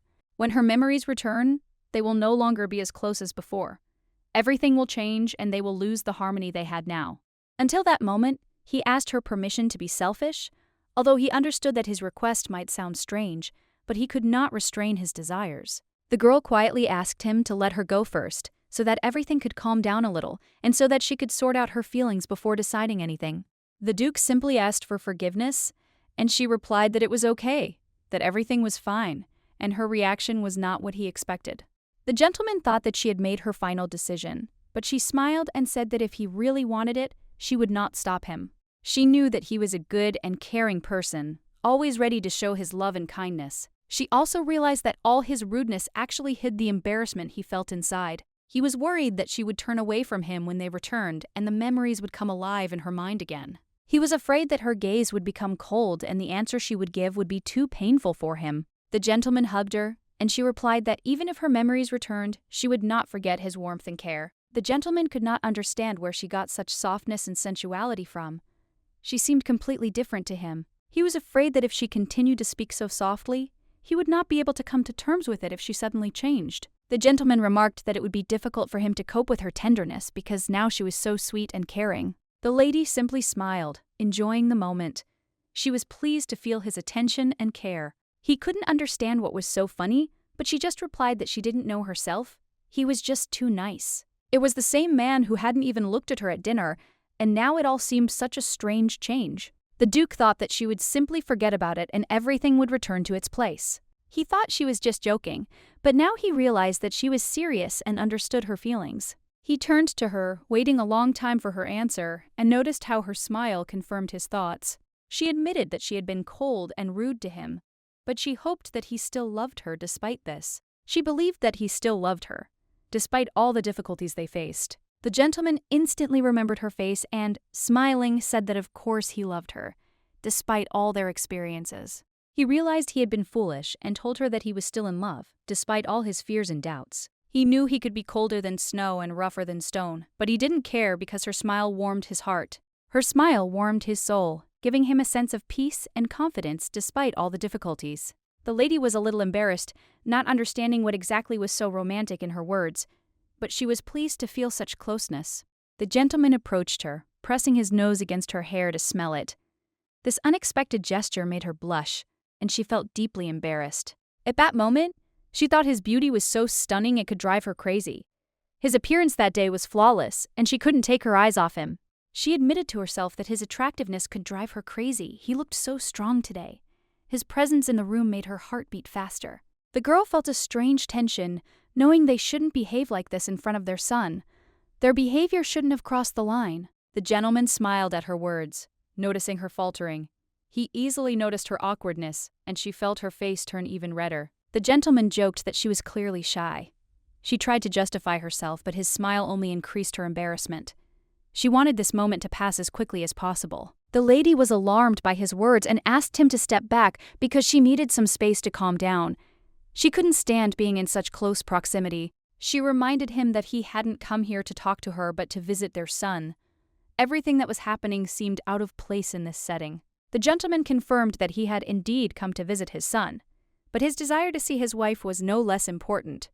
He couldn't ignore her presence. However, he added that he was here not only for his son, but also because he hadn't seen her in a long time. His desire to see her was strong, and it was far from accidental. The lady was surprised by his behavior as he was rarely so attentive and kind. Usually he was busy and ignored her when she arrived. The gentleman always seemed absorbed in his work when she entered the room. He never looked at her, even when she tried to get his attention. He asked her if his behavior was truly bothering her, as she had never complained about it before. He expected her reaction to be calmer. He admitted that he was always glad to see her, but he knew she couldn't stay in his office forever. He was afraid she would leave and perhaps never return. He expressed his desire to enjoy her beauty while he could. She asked him not to look at her as if all the love was in his eyes. She thought he must be afraid because his words sounded so serious. His gaze was full of fear that she couldn't ignore. The gentleman continued to look at her with such anxiety that she sensed how much he feared losing her. He couldn't hide his emotions and regrets. He thought that when she started looking at him with the stain again, he wouldn't be able to bear it. He wanted to be near her, even if it meant danger to his heart. The gentleman smiled, assuring her that he would always love her. He always felt this love, despite everything that was happening around him. His words were sincere. The lady blushed again and asked him why he was saying such things and why the romance had arisen in the room where their son was. It was all too unexpected. She couldn't express all her emotions in words. Her indignation was too strong, and she felt herself blushing more and more. She was easily embarrassed. She needed to collect her thoughts, calm down, and figure out what to do next. First, she needed to somehow kick her husband out to restore peace. She said that was enough for today. She needed to take care of her son. But her husband suggested that they tackle the matter together, rather than separately. The gentleman replied that he had too much to do to devote time to this, since all his duties required attention, and therefore he had no time for such questions. However, he noted that he could ask Aida to help him with his affairs. He was confident she could handle it and help him free himself to focus on his family. She, of course, fervently hoped that the boy would wake up and help her. At that moment, she felt as if she lacked the strength, and her mother's heart might stop beating. Suddenly, she heard the boy quietly groaning in his sleep, as if something was bothering him and he was experiencing discomfort. She realized the time had come, and she needed to act. She approached his bed and gently asked if he was okay. Only then did she realize he was clearly in need of rest and that she needed to be there. The boy replied that he felt dizzy and that something was wrong. His face was pale, and she immediately realized that his illness was getting worse. He also complained of a high temperature. The woman examined him, noting that his body was still hot and that she needed to be patient to improve his condition. She hurried to apply a compress to his forehead, hoping it would bring relief. She believed that given his condition, he would soon feel a little better. The boy said he felt a little better but found the noise in the room too disturbing. He asked for some silence so he could focus on his well-being. He pointed at his father and said that his loud talking was making his headache worse. He wanted everything around him to be quieter so he could bear the pain more easily. The boy said he'd feel more comfortable being with his mother and that he didn't need his father around. He wanted to be cared for and comforted by those he trusted. The lady bowed her head, realizing these words couldn't help but hurt her husband. It was hard to hear that the boy had chosen her over him, but she knew it was temporary. She apologized to her husband, saying it was better for her and her son to be alone. It was difficult, but she felt the boy needed her support and peace. My husband said he, too, understood how to ease the pain, having experienced something similar at his age. He was confident he knew what to do to help his son. If he remained a saint, everything should improve. But the boy screamed, claiming it was too loud, and began hugging his mother, trying to find comfort in her embrace. He couldn't understand why his behavior was so strange, why he continued to behave like this despite all the commotion and sounds around him. Cardi complained that her father was too loud, and that her ears were ringing so loudly that she thought her head was going to explode from the noise. The master was surprised by the behavior of his heir, not expecting that he would show such indecent impudence and behave so restlessly. Sheriel suggested that he go and rest, assuring him that she could handle her son herself and would be able to comfort him by dealing with his anxiety. He tried to object, but the lady asked him to be quieter, explaining that her son needed some peace to calm down and feel better. The Duke was upset, but realized that he would have to leave them and go away so as not to create unnecessary disturbance and not disturb the mother and son. He told her not to worry too much and wished her good night, hoping that everything would work out and the situation would improve soon. The next day, the lady could not concentrate on work, as her thoughts kept returning to the events of the previous night, and she could not understand what was happening. The maid noticed that her mistress looked tired and suggested that she take a little nap to restore her strength, but she refused, deciding to continue working. Sheriel replied that she couldn't afford to take a break because she had to finish her work or she wouldn't be able to fulfill all her obligations. The maid noticed that sitting all night with the young master was also her duty, and the mistress decided to ask her opinion about her son's condition. The lady confirmed that she eventually had to retire to her office to concentrate on work as the day had proved too busy for her. At this point, the young master's strength returned, and he dined with a hearty appetite, which testified to his gradual recovery. Sheriel noticed that her son was getting stronger and was pleased to see him recovering despite his fatigue and weakness. She couldn't imagine what she would do if he didn't even want to eat, as that would be another big worry for her. The maid assured her that there was no need to worry. as they were doing everything they could to help and trying their best to make sure everything was okay. Suddenly, someone knocked on the door, and the maid offered to check who it was, as they were not expecting any visits at that moment. The lady was astonished to see her husband come to her. He was the first person to visit her, and her heart skipped a beat in surprise. It all stemmed from the events of the previous night. The maid reported that a young gentleman had come to see the mistress, and this brought new questions and worries into their home. The lady was surprised when she saw him. It was unexpected for her because she hadn't expected him to appear at that moment. His appearance was a real surprise for her. She noticed that he hadn't fully recovered yet. He remained seated, as his condition still prevented him from making many movements. However, she was glad he didn't have a fever and hoped he wouldn't have difficulty walking. He said he felt much better, everything was fine, and the pain was gone. He said he felt much better, which made her happy, as his recovery was improving. He admitted he simply missed them. The mistress and her maid were delighted by his words. This brought smiles and joy to their faces, as his return had been long awaited. Her son had recently become very sensitive, which the maid also noticed. She said she had completely forgotten that tea and cake were supposed to be made. This amusing misunderstanding brought laughter to everyone. The boy approached his mother and said he was curious if she was busy right now. He showed interest in her activities, wanting to spend time with her, not understanding how she would work or what exactly she was doing. He asked if he could stay right there and then. His eyes filled with hope. He waited for permission to remain in the room and be with her while she went about her business. It was simply Milana, who wished she could have recorded it on video. She wanted to capture this moment to preserve it in her memory, as she knew this day was special for everyone. The lady said her job wasn't the most interesting, and he should understand that. She explained that her responsibilities demanded attention, but she still tried to find time to communicate with him, even though work still came first. The boy replied that it didn't matter to him at all. He was willing to wait if necessary to be with his mother. He wasn't worried. He knew everything could be done later. He said he'd just sit next to her while she worked. He didn't demand her attention. He just wanted to be there, sitting quietly and observing her work, feeling the calm of her presence. The lady said he could wait a little. She promised to try to finish her work quickly. Once she finished, they could spend time together, and she would read him a story. At that moment, it began to rain, and her thoughts wandered slightly. She noticed the sound of the rain, which was beginning just when she had planned to finish her chores and spend time with her son. Rain had become more frequent lately, which could mean the rainy season was about to begin.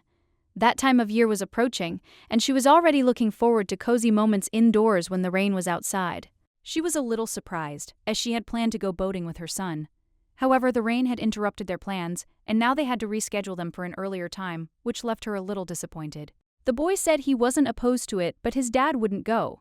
He noticed his father showed no interest in such outings, which struck him as odd, as his father was always busy and avoided such activities.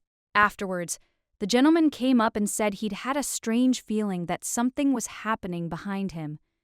He felt something had changed, and that tension had arisen at that moment. The lady was frightened and didn't understand what exactly was happening. She couldn't figure out what had happened or why the gentleman had said that. Questions arose in her mind that she couldn't immediately explain. He explained that the door was open and he decided to peek in on his way to the office. He noticed his son was nearby and expressed his opinion on what was happening. His primary focus, however, remained on his wife. He said he was ready to go with them anytime she wasn't busy. He was ready to support her, to be there if she allowed it, and this gave him a sense of calm and confidence in his feelings. The boy was a little angry as he didn't want to leave with his father. He felt the plan wasn't right for him, and his displeasure showed in the way he reacted to the proposal. He told his mother he wanted to sit next to her when they rode in the carriage. He expected his wish to be heard, and he would be able to be with her at that moment, to feel her support. Of course, she agreed.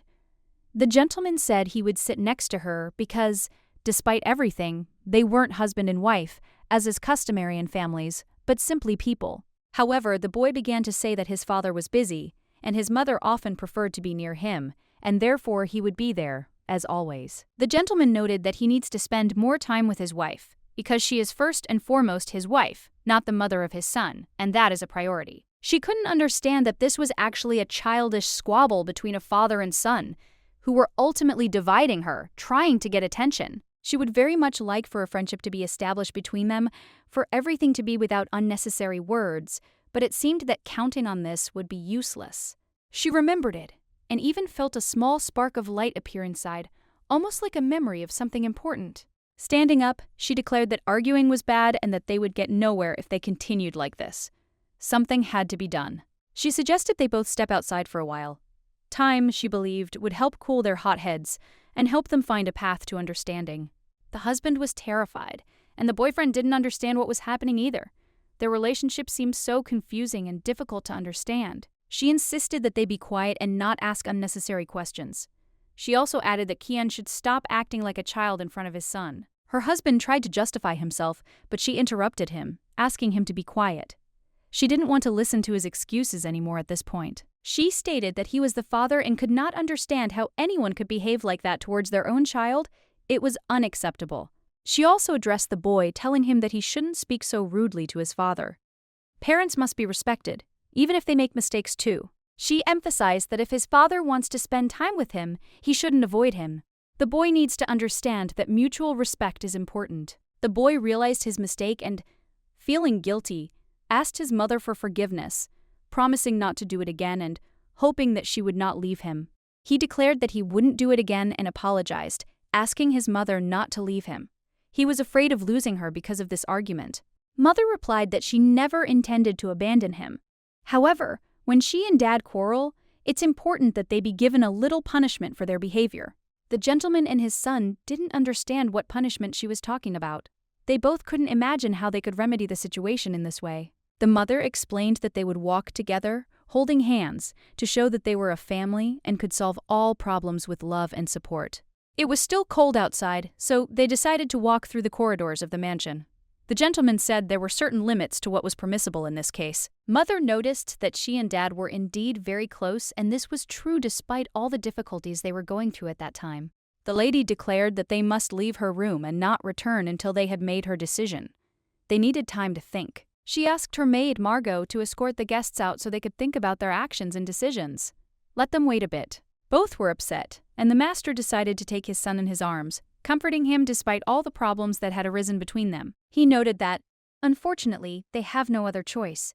They must hold on tightly to each other because that's the only way to overcome all difficulties. The boy said that he agreed with the proposal, but clarified that it was his mother's request, and only then did he agree. He asked the maid to watch what was happening closely, and then be sure to tell his mother everything as soon as possible. The maid promised to fulfill the boy's request and be attentive, promising her mistress that everything would be done. They clasped hands tightly. Everyone present was shocked to see the Duke and the young master together. They had never seen them together before, and it came as a surprise. Some have already begun to suspect that the lady and the young master have become much closer to each other recently than before. The Duke was stunned when he noticed the maid's gaze fixed on him. The boy sensed that this was all about him. The Duke couldn't understand why the boy was blaming him. He believed that if he hadn't been so capricious, nothing would have happened, and everything would have been different. The boy noted that if he had given up the seat next to his mother, then the punishment would probably have been avoided, and everything could have ended peacefully. The father gave no answer, and the boy began to think that he should have said at least something, but nothing followed. It wasn't surprising to expect jealousy from such a young child, especially considering his wife was clearly angry with him. Therefore, the Duke admitted his guilt and said that he was indeed wrong in this situation, although it upset him greatly. The boy was stunned by his father's apology. The master, however, remarked that he couldn't understand why the boy had suddenly fallen silent without saying another word. The boy said he shouldn't forget that his mother still loved him more. This was obvious to him despite her apologies. The gentleman replied that even if this was so, he should not forget that they were still husband and wife, and should support each other. The Duke said the boy still had much to understand. The world around him was far from as simple as he imagined. The maid noticed that her mistress's plan to get closer to her husband seemed to be paying off. They had become closer. When they returned, the maid felt uneasy. She noticed that her mistress looked unusually tired, as if something was wrong. The maid was worried, as her mistress was clearly overtired. She looked so tired that she couldn't stand on her feet at all. When they came closer, they saw that the lady was not simply leaning on the table, but rather was sleeping, completely oblivious to their presence. The Duke said that it would probably be better to carry the lady to her bedroom so that she could rest in comfortable conditions and regain her strength. The maid suggested calling the butler for help so that he could help carry the lady and not let her experience unnecessary inconvenience. However, the gentleman decided he didn't need to ask for help, He would take responsibility for carrying the lady himself, ensuring everything was done quickly. He noted that his wife turned out to be surprisingly easy, and this came as a surprise to him, as he expected more tension. The maid noticed that her mistress had lost weight and was now truly suffering. She was concerned about this, believing she needed to watch her diet. The Duke said he did not wish the lady to become ill again, but he was not against the idea of them taking care of her health and dinner. The maid noticed that the mistress was worried about him and was constantly wondering if he was eating properly. The gentleman was surprised and asked if his wife was really so worried about him. The maid replied that she had often told her mistress that it must be very lonely for the Duke to eat alone. And also, the lady so much wants to have lunch with him, but because of this incident, she is afraid to ask. The maid also added that she said it by accident, since the mistress asked her not to talk about it. The Duke said there was nothing to worry about, and he would pretend he hadn't heard anything. The main thing here is something else. Did his wife say the same thing? The maid remarked that, of course, she would not lie to the Duke's face. She thought that he would go to the mistress's bedroom, and at that time she would spend a lot of time with the master in his room. The boy, because he needs to see him off, and also because he wants to go with his father. Mom was with him all night. Now it's his turn to watch her. The Duke said that most likely the boy would not listen to him anyway, even if he told him to go to his room. The boy said that he knew him well, and he smiled. She's even more beautiful sleeping. The boy sat next to her and said that Mom was always beautiful, and also that she is very kind to the servants. The Duke smiled and said that she never gets angry at those who are kind to her. The boy noticed that she knew what kind of sweets he liked. He added that when she reads fairy tales, her voice sounds like that of an angel. The Duke said that there was no other way to put it. Her smile was truly angelic. The lady was already really wanting these compliments to end when she heard all this and blushed. She was glad that they had become closer, but now she was ready to die of shame. She didn't know what to do. Continue lying there and pretending to be asleep, or open her eyes. Still, she decided to pretend to be asleep, but suddenly she felt silence and thought that they had left, even if she had heard their steps. Finally, she decided to open her eyes and saw both her husband and the boy in front of her. One asked how she was feeling. The lady did not understand when they managed to get here. She fell asleep and did not even notice how they returned. The boy said that she would not deceive them. The lady noted that they had just been arguing, and she accepts it before we even had time to become friends. The Duke, who asked me if this was what she wanted. The boy said that it was her own fault. Now they get along. The lady said that praising someone while he is sleeping is very embarrassing. But the boy didn't understand how he could restrain himself when he had such a good mother. She changed her and noted that she was probably tired, so she needed to rest. And she also said that he would like to sleep with her daughter. Mother said that, of course, no problem, and he could move closer to her personally, as it would be more comfortable. Well, he was glad, because now it was time to go back to his room, madam. What did she say that he could not keep Dad at a distance? The boy said that it's not that he doesn't like his dad, it's just that he loves his mom much more and wants to hear that she loves him more than anyone else. She only said that he didn't even know about it. The boy was choking, saying something, just silently looking at it. The Duke asked if everything would be okay if he stayed too. The boy said that since his mother wants them to get along, he allows it. The father lay down with them. The boy didn't want it to be so close. Over time, the boy fell asleep so quickly that he was so cute. The Duke remarked that lying in plasticine when you find out that she loves him is like a dream come true. He's wanted this for so long that she can't even imagine it. Sometimes it even seems to him that everything that is happening is an excruciatingly difficult punishment. The mistress does not rise. Why bother with this worry when there is a sweet little girl next to them? She said that when the weather in the glass is golden, the three of them will sail on a boat. After this, the Duke hugged his son and wife even tighter, and they fell asleep. She was making good on her promise this time. The Duke's assistant remarked that the Duke was unusually cheerful today. The gentleman said that if there is time for chatting, then he will also have time for paperwork. The guy said that time was still ticking, that's why she didn't understand where the gentleman was rushing to. I told him that if he doesn't work, he can find time for something else. The guy put it down, trying to understand what the gentleman was talking about the expedition. But they only went there recently. The land should be fine for some time. But perhaps he and his wife would like to go somewhere. Someone knocked on the door and it was the lady. She asked if he was busy because she wanted to discuss something with him. The boy noticed that his dad seemed busy, so he suggested coming back later.